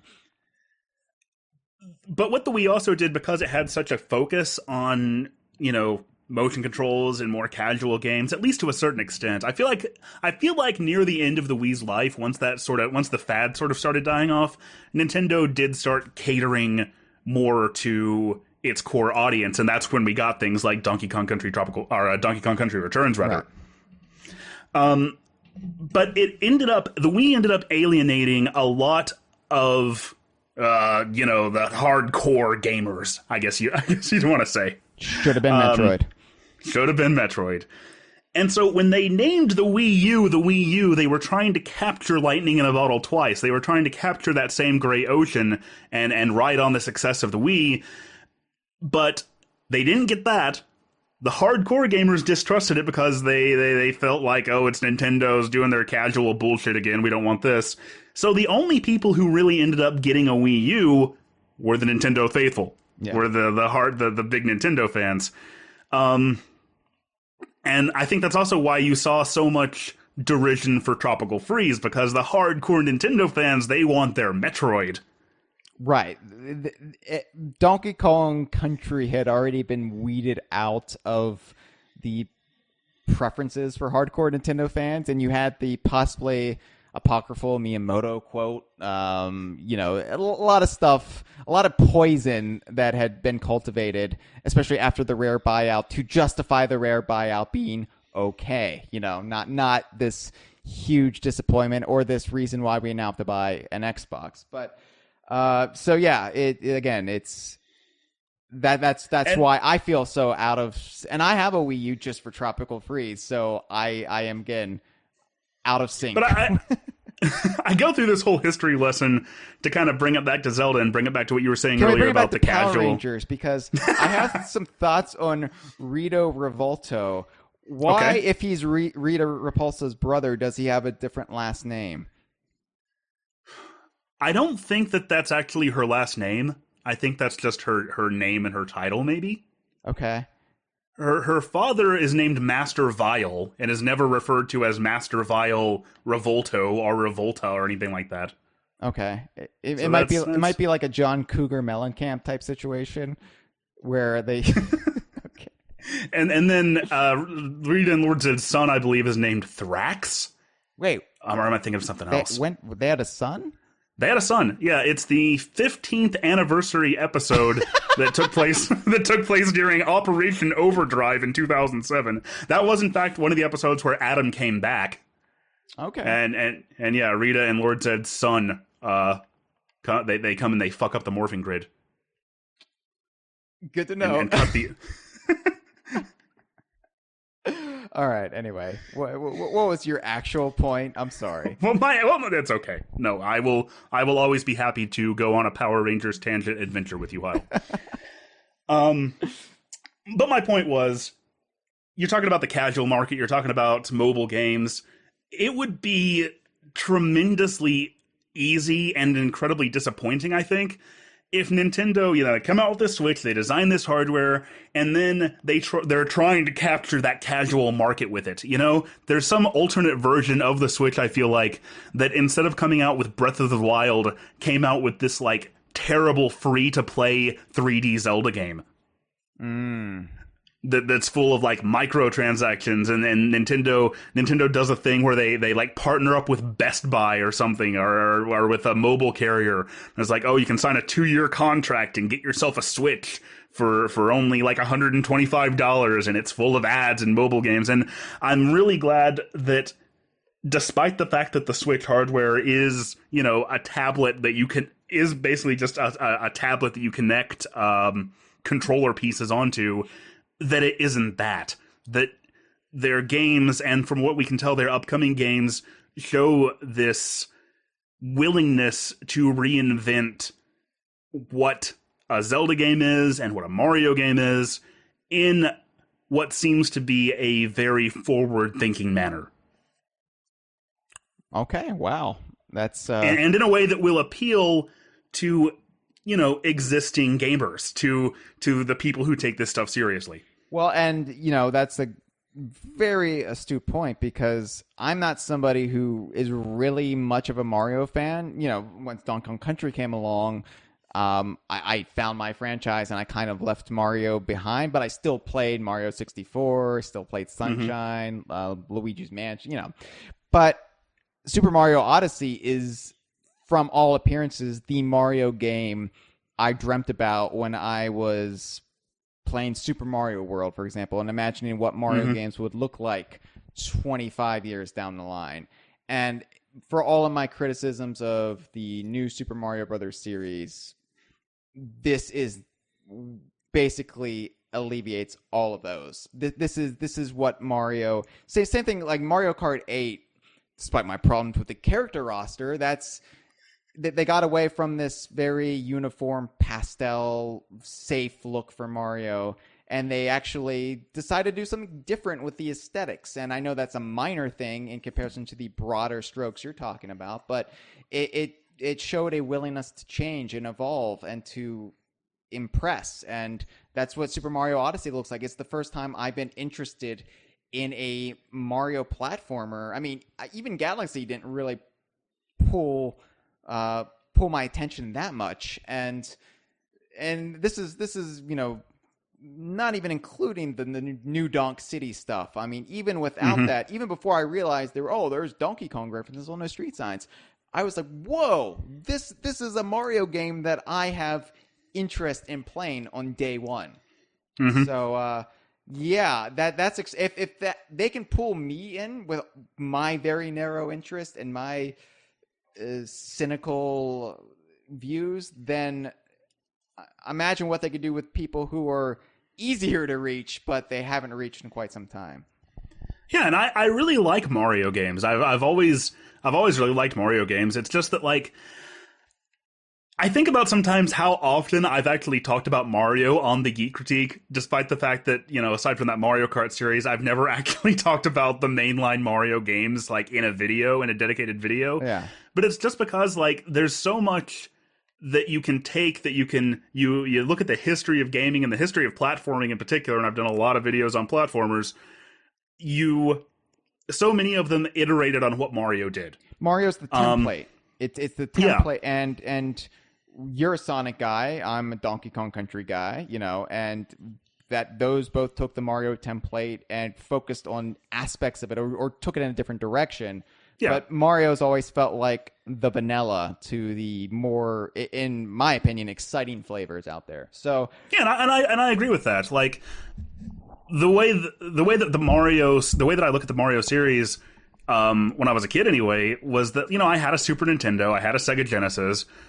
But Mario, I was still very much a Sega kid. You know what I mean? I was ultimately my loyalties, because you had to have loyalties back in those days, were lied with Sega almost exclusively just because I liked Sonic the Hedgehog so much. Right. And I enjoyed Mario, I had fun playing it, but it wasn't until Donkey Kong Country 2 in particular that was the game that made me appreciate Nintendo. That kind of showed me that a game that's not a Sonic game can do things better than Sonic games do, or do things different, I guess I should say. But yeah, to bring it back to the Switch though, Mario Odyssey looks absolutely fantastic, and I say that as somebody who enjoyed all of the new Super Mario Brothers games. I agree with the problems that people have with them, and that they're very repetitive and samey, and they don't push the envelope. But I'm just a sucker for a good platformer, and I think they're solid. So yeah, well, and we'll agree to disagree there. They're too floaty, and I like crispness in my platformers. And it's funny because I hear the same criticisms leveled towards Donkey Kong Country. Oh, it's too floaty, and I'm like, what? No. I don't think there's any Donkey Kong Country game that's floaty. Maybe the land games, but the physics are weird in those anyway. Right, and that's just a product of its time. You kind of have to accept it, but what excites me also Super Mario Odyssey, it's breaking the template. It's doing, and it kind of scares me a little bit, because as somebody who's a fan of a series that takes the template and skews with it, now that Mario is skewing with it, is there even a place for my franchise? So, but it's still exciting, and I am looking forward to seeing what they do with it.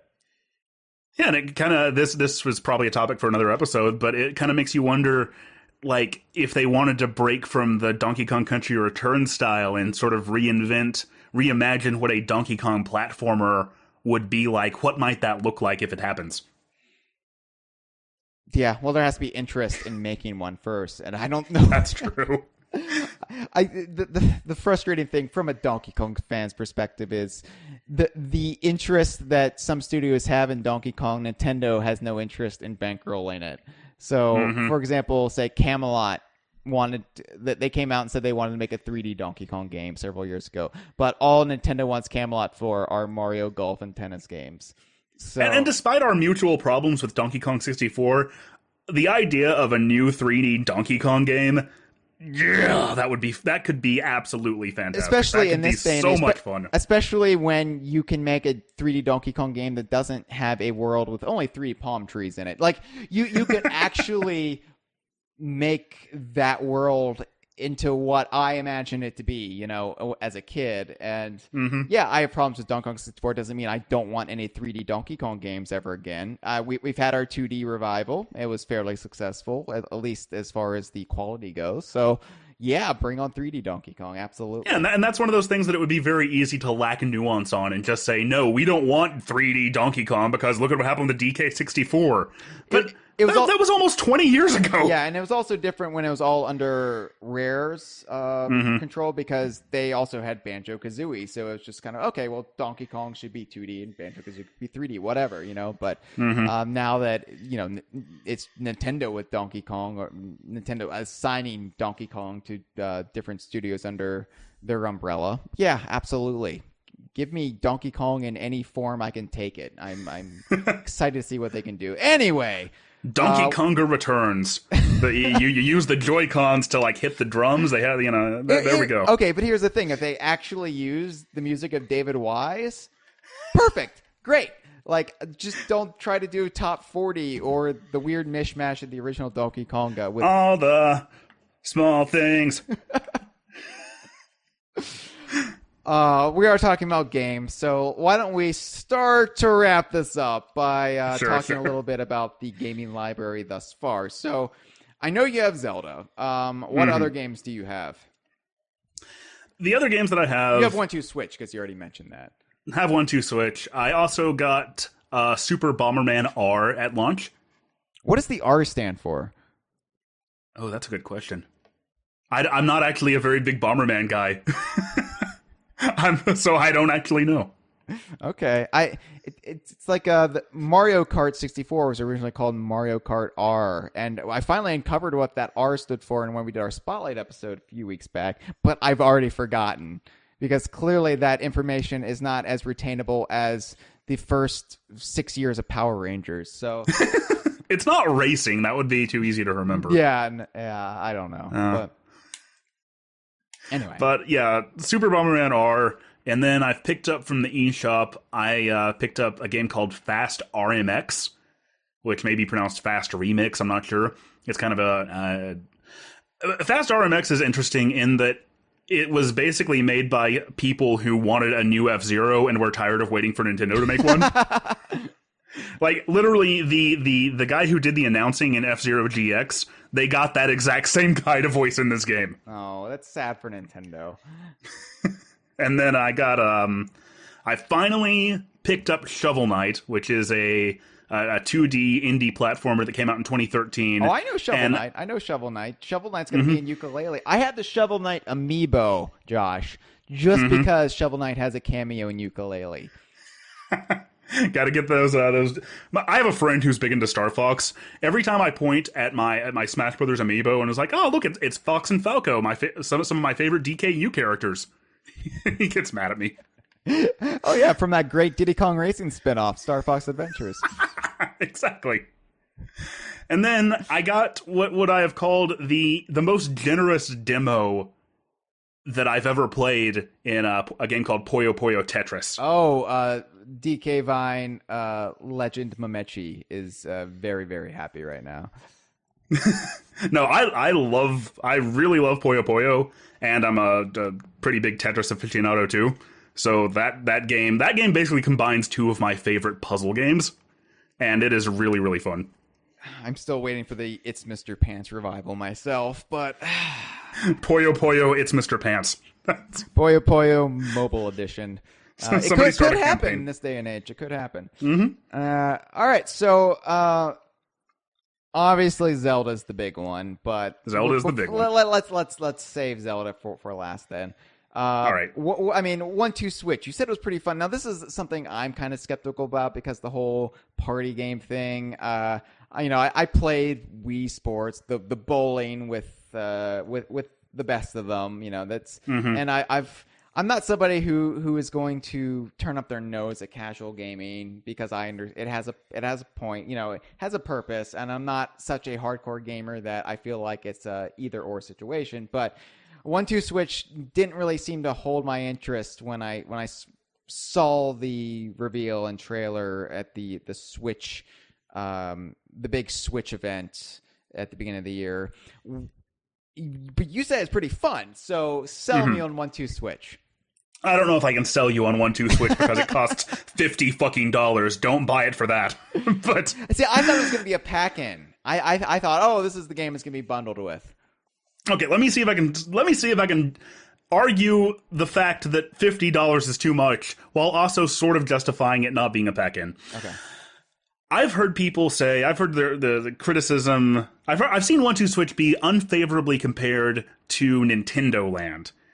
I've seen it said that Nintendo nailed what a pack-in game and what a game that shows off a system functionality should be with Nintendo Land. See, and it's funny, 'cause everybody I was initially cynical about Nintendo Land with eventually came around and just started to appreciate Nintendo Land. I'm not one of those people. I still view Nintendo Land as Nintendo completely misreading what their flagship game should be. Well, there's an argument to be made there because, okay, you look at the past 3 generations of Nintendo, not pack-in titles, because 1-2 Switch isn't one, but games in this style. Wii Sports, Nintendo Land, 1-2 Switch. Of those 3, by far the one that I like the best is Nintendo Land, but I think the problem is 1-2 Switch isn't made for your traditional Nintendo fans. I saw people say, or even your traditional gamers, let's put it like that. This is a game that's designed to be accessible to people who don't play games all the time. And that's why it doesn't have Mario in it. That's why it doesn't have your typical Nintendo characters in it, because they don't want any sort of that traditional gaming style to be a part of this game. Yeah. And that is why I will argue that it didn't really... While it feels a lot like a pack-in game in that it shows off like what the Joy-Cons can do, and it's one of the only games that shows off like everything that they're capable of, it shouldn't have been a pack-in game because sort of the entire point of the Switch, you know how you said earlier that you want to play a game the way it was meant to be played? Yes. Well, the entire point of the Switch is that this is a system that can be played the way you want it to, the way that you want to play it. Right. And that's why both the Joy-Cons and the Pro Controller are designed the way they are. You just answered something I wasn't quite sure about myself, why I was so keen to get a Pro Controller for the Switch when it never really held my interest for the Wii and the Wii U, and you just nailed it because that's the magic, the beauty of the Switch. You can play the way you want to play it. So thank you for solving that kind of continuity error in my own life. Yeah, we didn't really get into it much a little while ago, but when I said the system was slick, like that trickles down to just about everything about its design, from how snappy the UI is, how quickly it loads, and especially more than anything else, the system's main gimmick, which is, you're playing a game on your television, you're playing a game on the big screen, and then and it hasn't stopped being cool, and I don't think it's gonna stop being cool to just go over and pick this thing up and have the exact same game in your hands with no compromises. Except the battery life. Well, except the battery life, yeah.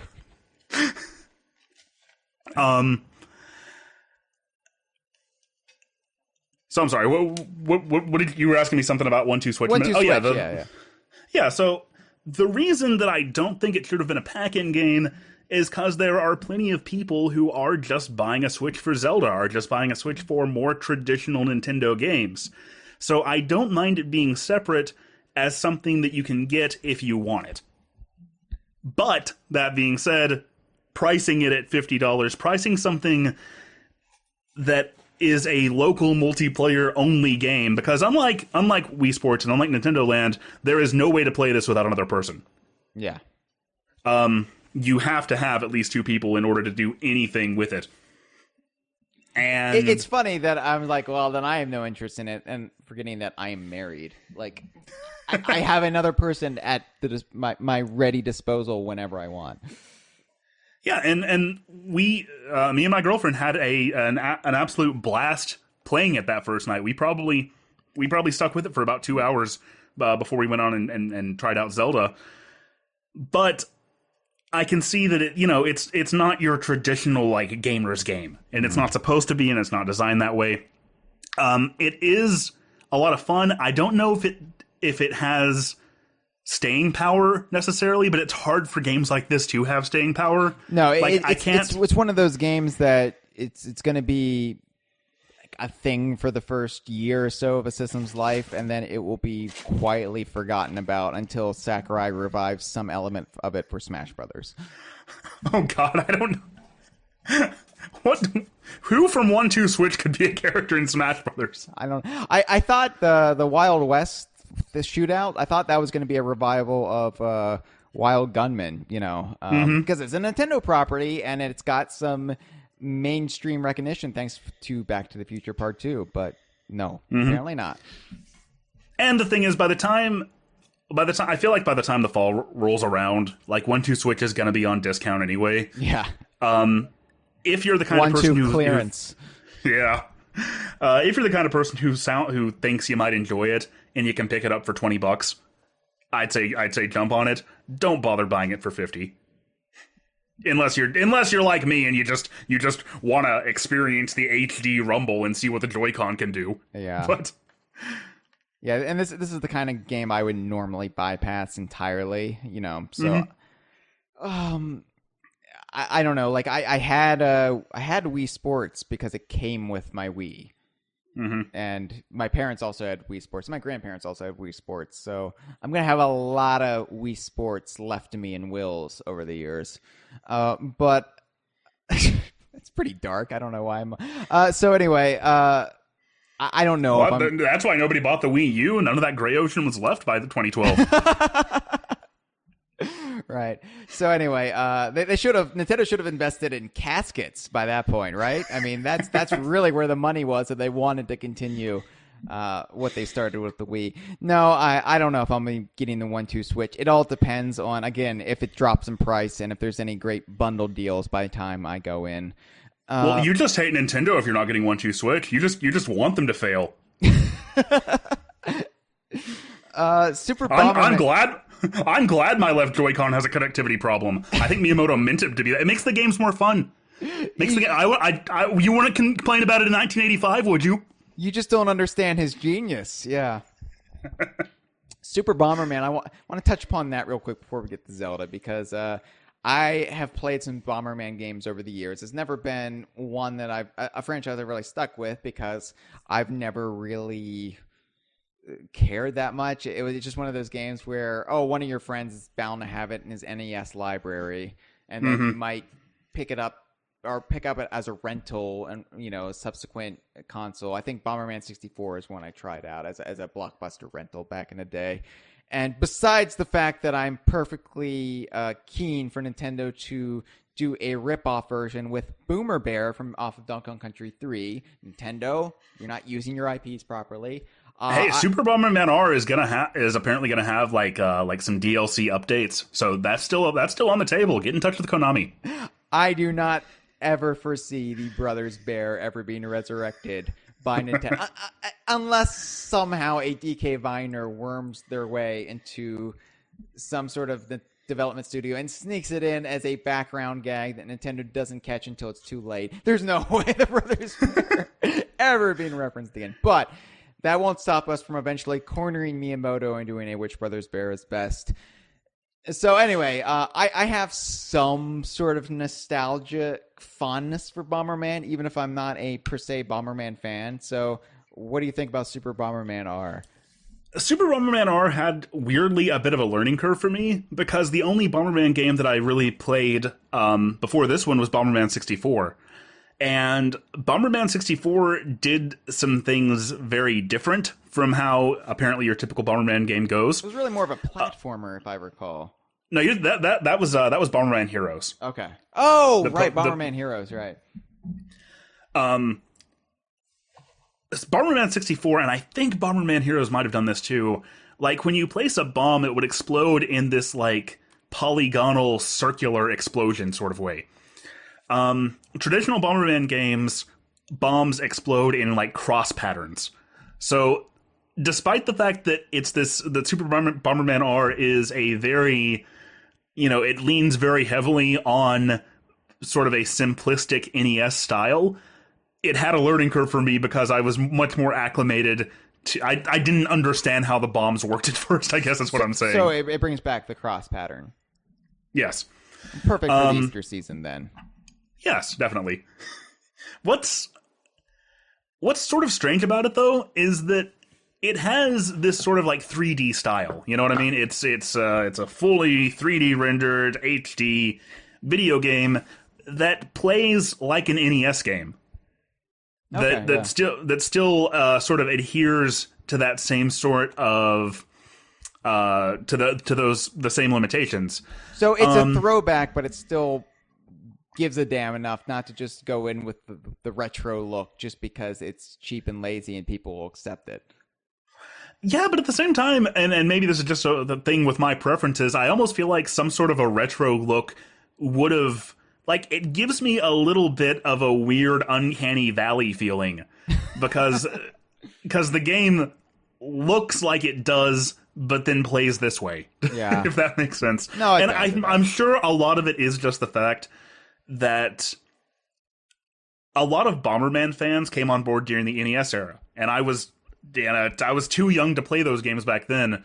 I never picked any of the Super Nintendo Bombermans. I only played this one on the N64, and so I'm comparing it perhaps unfairly to that. I also haven't gotten to spend any time with it in a multiplayer setting with more than 2 players, which it supports, I believe, up to 8 players. And I know that's where Bomberman really shines, is in the multiplayer, especially with big groups. So I feel like I can't really judge it properly until I get a chance to experience that. It does have a single player mode, but it's very, very simplistic. It's just like you just go through stages and it tells you to... All the stages are sort of made up of the same sort of types of blocks and enemies, just with a different skin on each of them depending on what world you're in, and it's always just like kill all the enemies or get all the keys. It's very simple. The other thing that bothers me about it a little bit is that because it's 3D and it has this like 3/4 perspective on some of the single player stages, like the controls feel a little bit off to me, in that like you hit right and you go up and to the right on the screen. So again, I'm sure a lot of it comes from the fact that I'm not all that familiar with earlier games in Bomberman's history. Despite all that, I will say it's really nice to see, this classic character who's been gone for a long time get a revival like this. Yeah, I'm actually kind of surprised, and also it shows kind of the gap in my knowledge starting around the mid-aughts up until 2010, in that I didn't even realize Bomberman was lost or gone for a while. Like it's just a thing that, of course, Bomberman, like he is an iconic character to me, so much so that he seems like a natural choice for a third-party character in Smash, especially because of his connections with Nintendo and the Wario game he was in. So, yeah, I mean, at one point it's kind of surprising to see. It's only surprising for me to see this because but by this existing, I was like, I haven't heard about a Bomber game in a long time, but Bomberman's like, he's been around, hasn't he? Oh, I guess not. Well, I think there was something in between this, but I think the last Bomberman game was this very early Xbox 360 release called Bomberman Act Zero.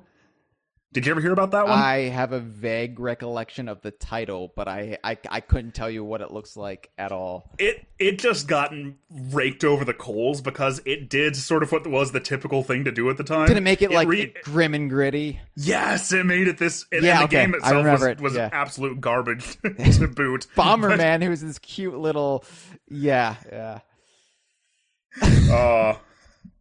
And so for some reason that killed the franchise for 10 years.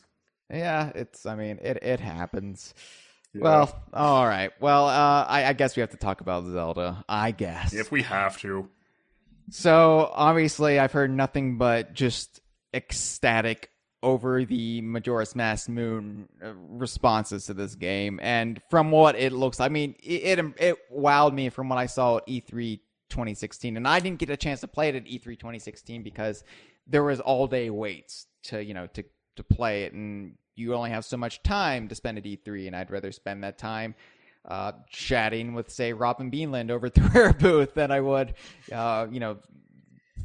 hoping to play Zelda for 20 minutes. So yeah, standing in line for that long. yeah, when I knew I could have a chance to play the game in less than a year if I just, bide my time.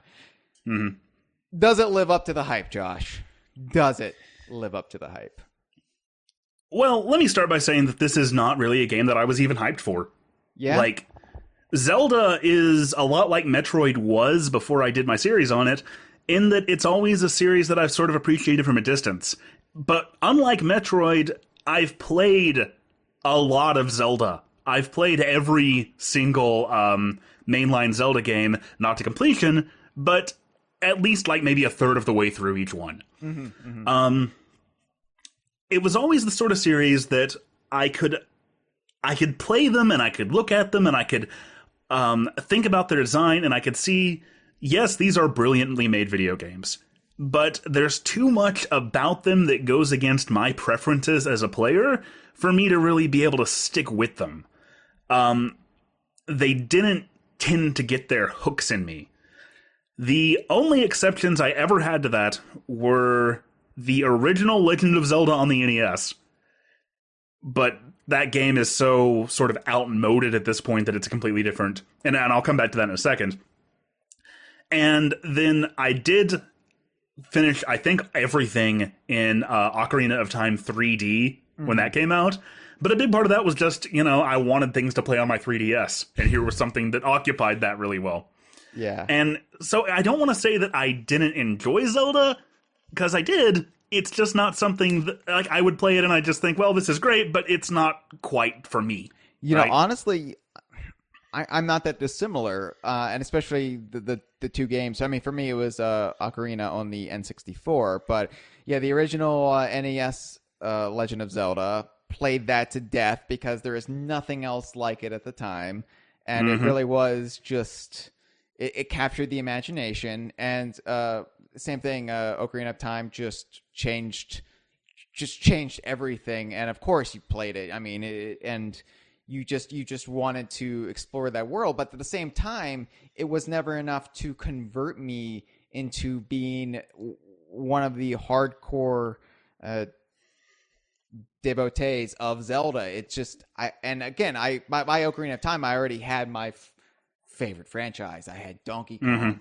So Banjo-Kazooie had come out only months before that. So maybe I only have so much room in my heart, but yeah, it's weird. I mean, I still get comments. One of my first videos I ever did was this N64 retrospective. And I think I made it clear in the video saying that I'm going to cover all the games that I had during the system's lifespan. And I get comments to this day all the time being like, well, why didn't you cover Zelda? Because I never had Zelda when I was a kid. Yeah. Because I rented it, and I enjoyed it, and I saw what was good about it, but it never was enough to make me take the plunge and ask for it for Christmas or ask for it for a birthday. There was always other things that I wanted to play. And it's funny, like, I know sometimes I wonder, is it because of the theme and aesthetics? Because I was never into high fantasy as a kid. That never really appealed to me, and it wasn't until I started dating my wife Michelle that I got into Lord of the Rings. She introduced me to that, and it just, again, I was at the right place at the right time, and it struck me, and I was like, holy shit, I had no idea. And now I have an appreciation for all that aesthetic. But Zelda, I still haven't really gotten fully on board with it, and I appreciate it. I agree, it's brilliant, maybe one of the most, if not the most, brilliant gaming series out there. It's just, what's wrong with me? Do I not have a pulse? But and I love Ocarina of Time, and I'll occasionally just pull up walkthroughs on YouTube and just watch it because I love it. But it's just not enough. It's just like, oh yeah, Breath of the Wild looks amazing. But why aren't I buying a Switch on day one for it? I don't know. Well, for me, I think the whole thing with Zelda always came down to two issues. The lesser one was what you just said, and that was the aesthetic.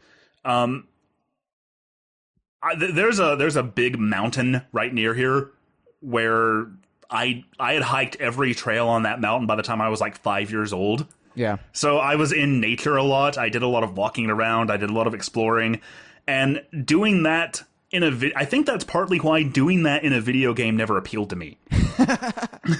See, I'm very much a hiker too, you know, and that's my real life hobby outside of gaming. And gaming feels like more of a job to me at this point because of DK Vine, and you know, it just, you know, it's more of a career, if anything, if than it is a hobby. But so I'm big into hiking, and my dream game is a sandbox Donkey Kong game where you just get lost in the nature of, say, the Congo jungle, Donkey Kong Island. You just explore, and there might not even necessarily be a narrative or a fundamental objective. And it's one reason Sea of Thieves, it's so cool, is there are objectives in that game, but it's just exploration on the open sea and tropical islands, and it's just it comes the closest to my ideal fantasized about Donkey Kong games. So I'm a hiker who wants a video game where you do nothing but hike, but that can never be the replacement for the real thing, obviously. So Yeah, I see where you're coming from. I'm not saying I necessarily dislike. I think I can enjoy exploration if it's done well, and especially if maybe it has an indicator of where you're supposed to go or what you're supposed to do. Like, I don't generally enjoy exploring just with no purpose, I guess. Yeah. And I'm not taking anything away from people who do, because I know there are people who absolutely love games like that. But, you know, like I said earlier, I'm somebody who focuses more on the gameplay.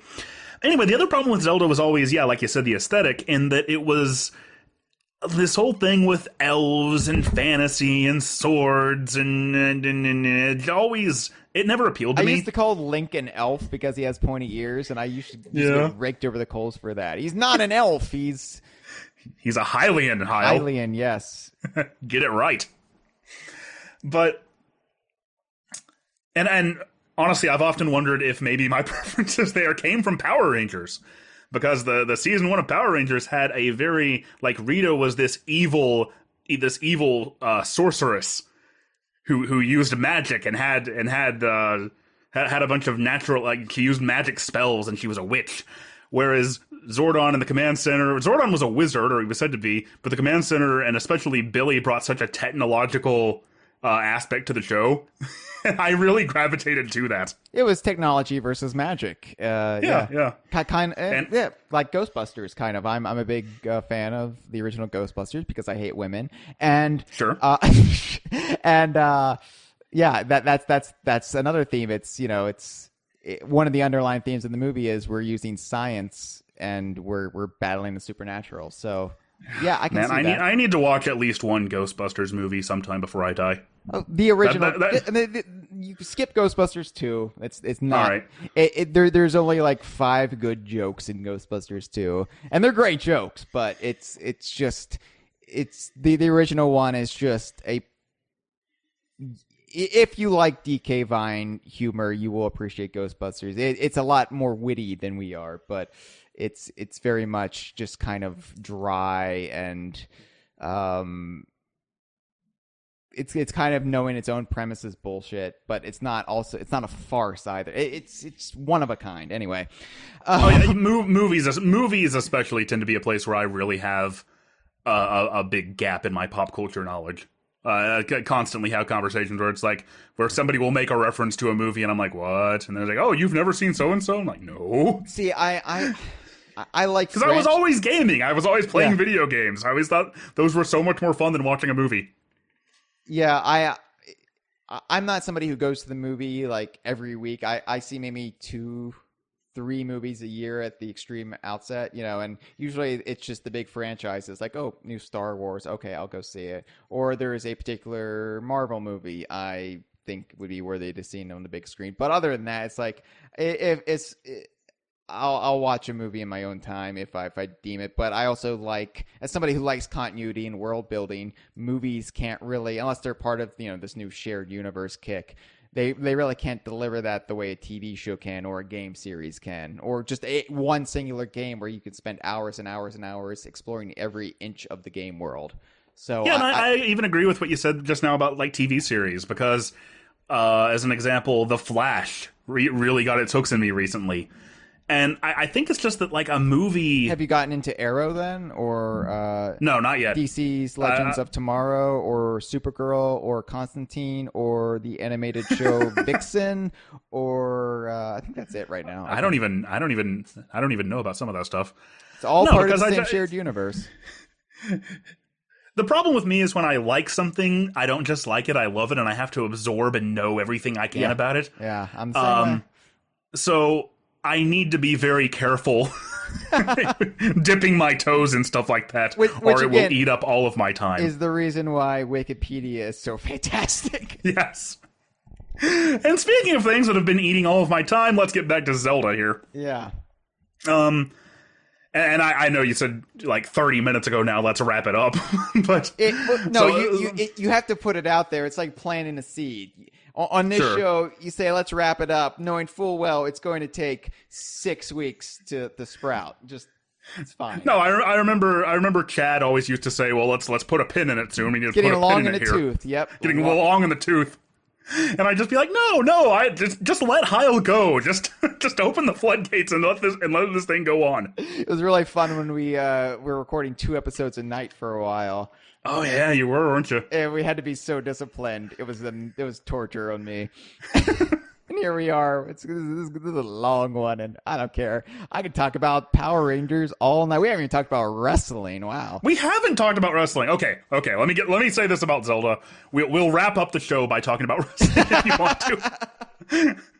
WrestleMania's coming up, man. How about that? Okay. See, it's current wrestling knowledge I wouldn't know much about. It's pretty much the late 90s boom period that I could spin tales endlessly about. Well, hey, Goldberg is the champion again. How about that? What? Yeah, Goldberg is the world champion right now. Bill Goldberg, not like Whoopi Goldberg. No, not Whoopi Goldberg. Okay. Bill Goldberg. All right. He came back? I thought like he was like just completely content and being done, like he made his money. No, he was gone for 12 years, and he said that he has like a 10-year-old son and a wife, neither of whom ever got to see him wrestle. So that was a big part of the reason he came back. And he became like a WCW guy in Vince McMahon's empire. Isn't it weird? Because when he was there in like 2003, they misused him so terribly. But it's like they get it a little bit better this time. Although, of course, the whole the internet wrestling community is... See, I'm in a weird position because I have so much nostalgia for Goldberg. Because when I became a wrestling fan, he was the champion, so it's really hard for me to separate that. Yeah. Like, I can look at it objectively and I can say it is pretty ridiculous that this 49-year-old guy is beating their current stars. That's kind of stupid. They need to make the whole problem with WWE is that they're not they seem to be unable to make any new stars, so they keep bringing back the old stars to like carry the brand through like the WrestleMania season. Boy, we did get on the wrestling tangent, didn't we? Look, as a Donkey Kong fan, I will say you can't be ageist because look what Cranky Kong was able to do in Tropical Freeze. Excellent point. So, no, it's I can't believe I would have never guessed that. Okay, Goldberg. Wow, good for you, man. Good for you. Yeah. Isn't that a kick in the head? That's a Bret Hart reference. I'm not going to be bitter about what happened in Montreal. It was 20 years ago. It's water under the bridge. I'm not going to be bitter. Well, he is. He's so bitter. If the internet wrestling community has a problem with it, I will just say, Chris Benoit. Weren't you guys big fans of him? There you go. Now you've really brought me down. I'm just...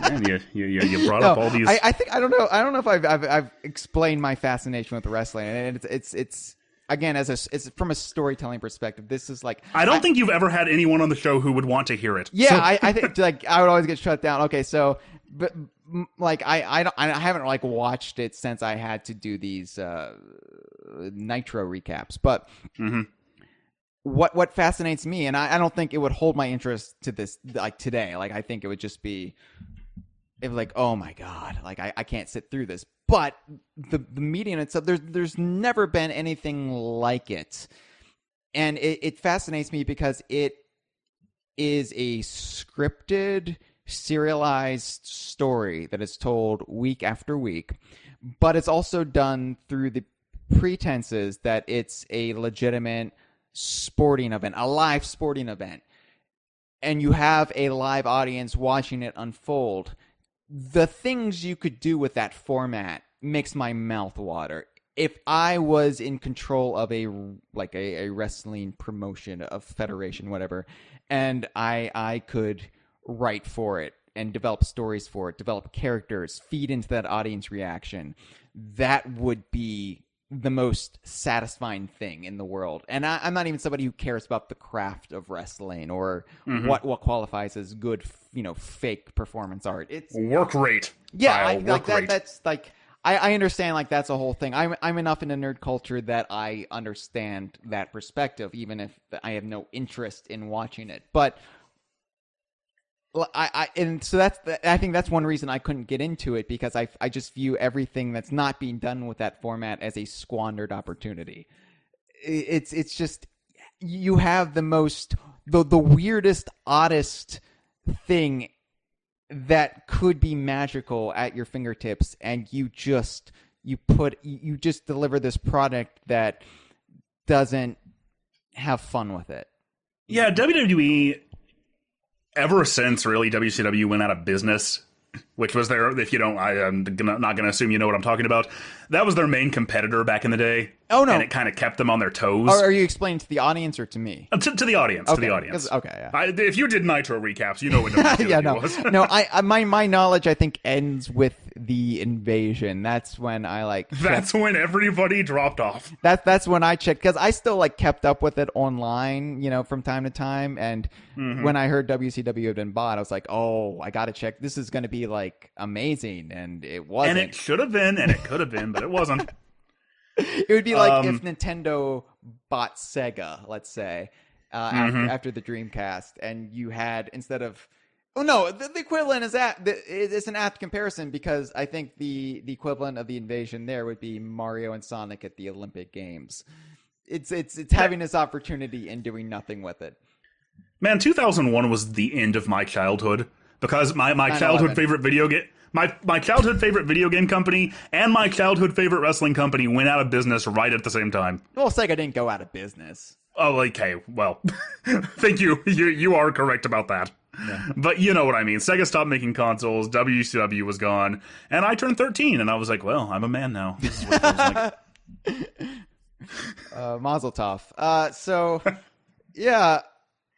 Anyway, I'm glad we got our wrestling tangent in. So that's my philosophy and perspective towards the craft of wrestling. Again, it's something it's like my feelings towards Metroid. I intellectually can respect it as a storytelling medium. I think it's one of a kind. It's unique. Chad used to always hate it when I would say this. I understand the appeal. He think that's so condescending, but honestly, I understand the appeal, even if it's not necessarily for me. So, and that's how I always felt about Zelda. There we go. You see, we plan this all out. The conversation might be scripted. It flows so well. I was just kidding 3 hours ago when I said it wasn't. This has all been scripted. All right, Zelda. Breath of the Wild. How about that game? Okay. I hear it's good. I hear it's a good game. Speaking of things that have been taking up all my time, when I played the NES Zelda, I played it very much out of time. When I really got into it was about 10 years ago. And so, of course, it was one of those games that I had to play and I had to think of in context to its own time. And, there's a lot of very limiting things about the NES Zelda. There's a lot of places where it doesn't give you any indication of where you're going to go or what you're supposed to do or what you can do, or you have to get the candle and then you have to just randomly try to burn every bush just in case one happens to be a secret entrance, stuff like that. Yeah. But at the same time, I remember thinking at the time, comparing it to Twilight Princess and comparing it to the recent 3D Zelda games, which I was a lot more familiar with, and thinking to myself, there's a lot about the NES Zelda that appeals to me in a way that these 3D Zelda games don't. In the way that it is so open, in the way that it is so almost avant-garde, to use another Chad-ism. That it allows the player to do things in the order they want to do them, and it doesn't hold your hand at all. And there were a lot of NES games like that at the time that did that that let go of your hand and pushed you in the deep end to way too much of a degree to a certain extent. But I just remember thinking when I played the NES Zelda, man, like Twilight Princess, Ocarina of Time, Wind Waker, you always know where you're supposed to go and what you're supposed to do, and there's this set order for things, and there's one way to do it, and there's one way to solve this puzzle, and there's one way to get through the game. And I think that's why Zelda could never get its hooks in me, because it just started feeling way too rote, It just and there wasn't enough of a skill challenge to the game that I could get into it that I could engage with it on that level. So, and every time I was trying to solve a puzzle and put the pieces together, a helper character would pop up and be like, "Hey, Link, you need to push the block over here, it looks like to me, And it just, I don't want to say I felt like it was insulting my intelligence, because that would be a step too far, but I think that had a whole lot to do with why the 3D Zelda games in particular didn't appeal to me so much. So when I played the NES Zelda, I thought to myself, it would be nice if they incorporated more elements from this game into a new Zelda title. Mm-hmm. But that'll never happen, because that's not the way the industry is going. So, despite what I'd heard about Breath of the Wild, I wasn't hyped for it, because I wasn't necessarily expecting it to be like the other 3D Zeldas, because, I kept up with it. I heard what they were doing. I heard what was different about it. But I didn't have any particular expectations for it. I would not have been surprised, and I think I was kind of expecting it to be another game that I appreciated from a distance, that I played, and I was like, well, I see why other people like this, I see why this is brilliant, but it's just not a game for me. And then I started playing it, and then I played it for literally at least 5 hours a day for a period of almost 3 weeks until I beat it. Wow. That's how hard it got its hooks into me. That's impressive, especially coming from a guy who just said he wasn't into 3D Zelda. So, and I'm somebody who holds, Ocarina of Time and, Majora's Mask to a lesser extent up on a pedestal, even if I'm not, a Zelda fan. Mm-hmm. I don't have, a T-shirt that labels me as such. I'm just, a guy who can appreciate Zelda from time to time. And but my two main experiences with the series are the original NES game and Ocarina of Time. So to hear Breath of the Wild takes that original NES mentality and brings it kicking and screaming into the 21st century. That's the impression I got from the hubbub around the E3 last summer. Mm-hmm. But part of me didn't really believe it, because, okay, maybe on the surface level there will be similarities, but how could they really do that? So, I don't know. As somebody who probably won't play this game for months, if not for a year or two, how does Breath of the Wild, what is so endlessly addictive about it that you can't stop playing it? Well, I know that the developers talked about a concept that they came up with what was the term? Something like multiplicative experiences. I know that Chad was always way more into Minecraft than you are, but in a sense, it reminded me a little bit of when I was really into Minecraft. Because back then, what I would do, and what I would do with Breath of the Wild as well, I would be like, okay, I'm enjoying this, I'm having fun, I'm doing these things, but I need to wrap it up soon. Kind of like this podcast, really. I need to wrap it up soon. But I'll just do... Breath of the Wild is full of Power Rangers references. Yeah, and I mean, that's all I really ever wanted out of a Zelda game, honestly. No, I would keep doing things and be like, okay, I'm just going to do this one more thing. And then as I was going to do that one more thing, I would get distracted and go off and do this thing and this thing and this thing. And I would look here and I would climb this mountain and I would find this shrine and I would fight these enemies. And it just, like, that's... No game has gotten its hooks in me to this extent since... And this is going to be a weird thing to say to most people, but since Sonic Generations, which I similarly played to the exclusion of almost everything else in my life for a period of a few weeks. And it's just because, like I said, every time there's just an seemingly endless amount of things to do and things to find and places to go, and it's fun. It's enjoyable to control. It rains too much. That's one criticism I definitely agree with. Have you heard about the rain? I have not heard about the rain. Okay, so one of the things that really sets this apart, and one of the things that I think I was playing for a couple of hours before I really picked up on, is the fact that you can climb just about anything. Mm-hmm. Like, there's paths on your map that you can follow if you want to, but you can also just completely go off the path. And compared to other open world games I've played, like Oblivion, for instance, and I should also say that I'm not somebody who always enjoys open world games. The Elder Scrolls 4 Oblivion, was it 4? I think it was 4. Is like, I consider that the perfect template of what I don't want out of a video game, aside from Patrick Stewart. Please make more games with Patrick Stewart. But what sets Breath of the Wild apart from something like that is that, like, in Oblivion, I would see something and I'd try to get there and I'd climb this mountain, and then you couldn't get up there. You couldn't move that way. You just slip down and you had to follow the path. Because Link can climb anything, and albeit he does have a stamina meter that can be upgraded over time, you can also... God, it's so hard to even give, like, an overview of this game's systems, because there's so many of them, and they link together. But they don't feel complex. They don't feel unnecessarily convoluted. It's just kind of hard to explain.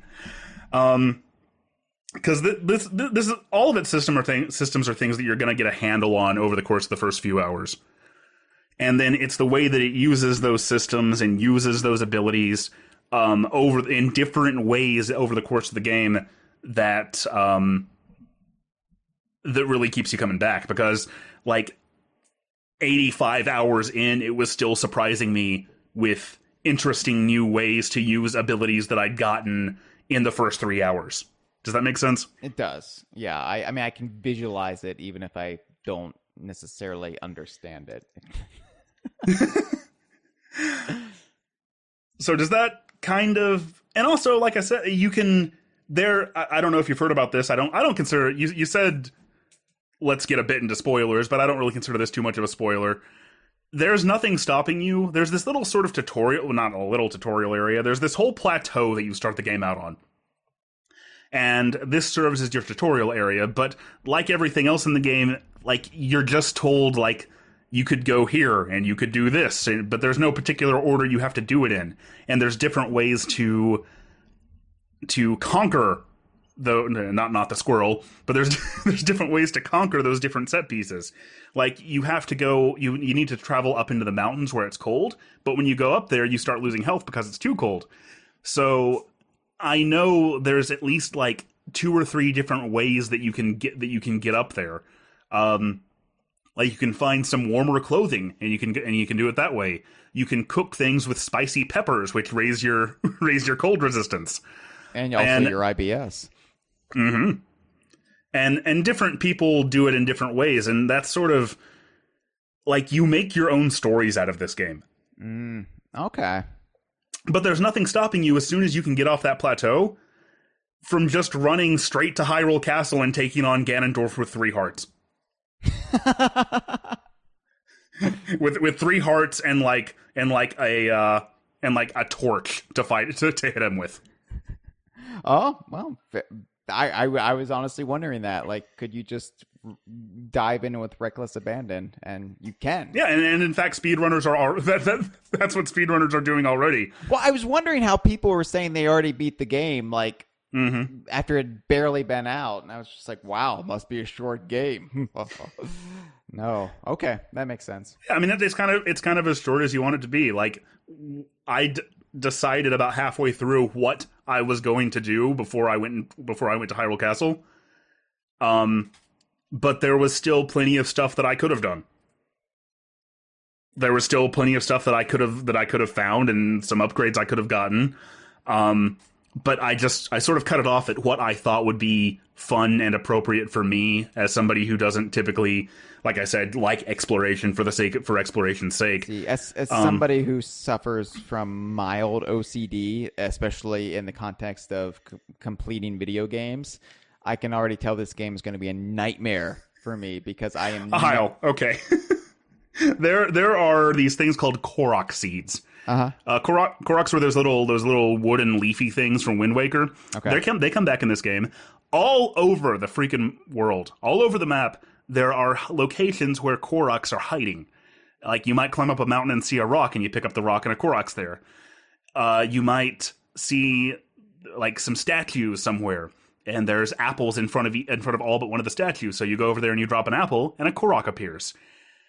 Each Korok gives you something called a Korok seed, which is humorously implied to be their shit, by the way. Well, these little golden poops. You bring Korok seeds to this guy named Hetsu, who's this bigger version of a Korok, and for every certain amount you bring him, he upgrades your inventory. And across the map, there are 900 Korok seeds. So if you have OCD, this game's going to keep you very busy for a very long time. Yeah, I'm never actually going to beat it. It's just going to be then honestly, that's fine with me. Like, this is the kind of thing I actually derive enjoyment from.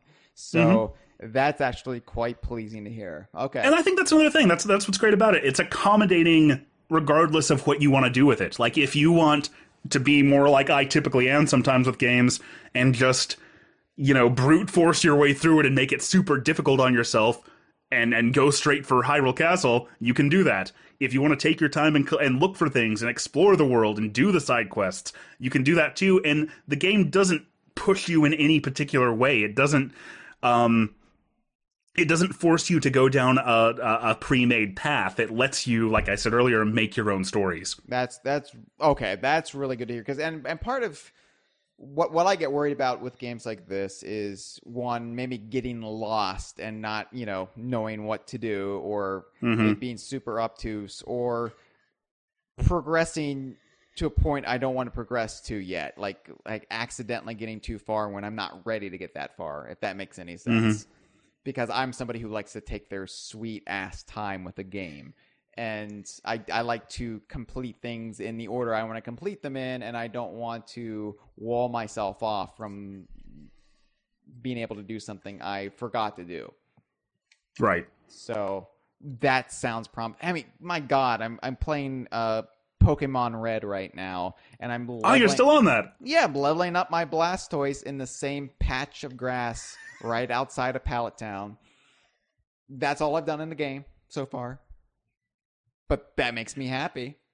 Whereas when Pokemon Red came out on the 3DS last year, I took the opportunity to kind of learn how to speedrun it, and I probably beat it about 12 times. Yeah. And and that's the thing. Like, I am not a typical gamer, so the fact that we have a Zelda game that you can play in any way you want, that pleases me, and that sells the game for me. You just sold the game. You made me hyped for Breath of the Wild. And, despite what all the critics have said, all the praise it's gotten, you've done it to me. You did it to me with Metroid, and you did it with Breath of the Wild. So Thank you. Oh, you are most welcome. I hope it lives up to it. Well, I'll find out whenever they announce a Donkey Kong game. So,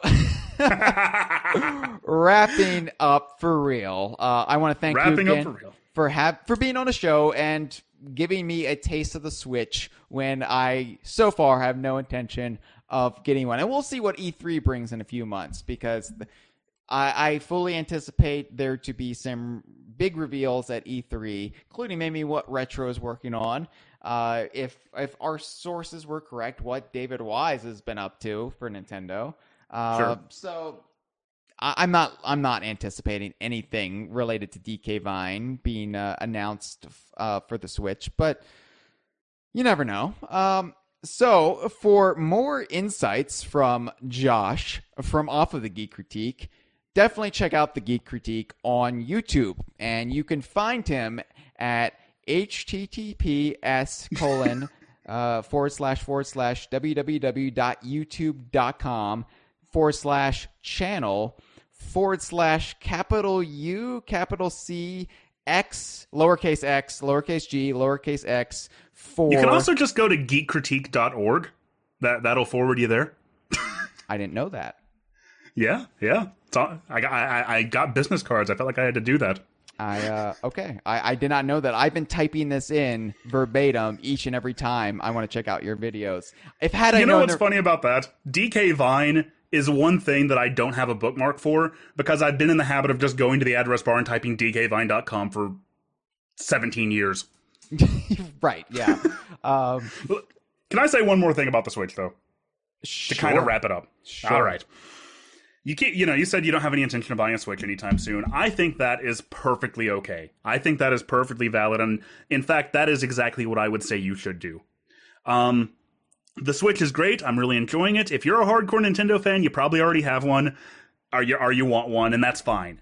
But you will have so much a better experience if you wait at least until the fall. If you wait until a bundle. If you wait until there's more games than just Zelda that are must-buys for the system. Especially if you have a Wii U, because you can just play Breath of the Wild there too. That's true. And, I'm glad you've because I feel like a bad gamer sometimes. I clearly carry a lot of guilt around, as I had to spend a good part of the episode explaining why I'm such a bad gamer. But yeah, I want to wait for the Switch, and if I have to wait several years until we get a Donkey Kong game that's then viewed by you as the anti-climax of the Nintendo Switch, then so be it. This has been a File 2 production. Que rico.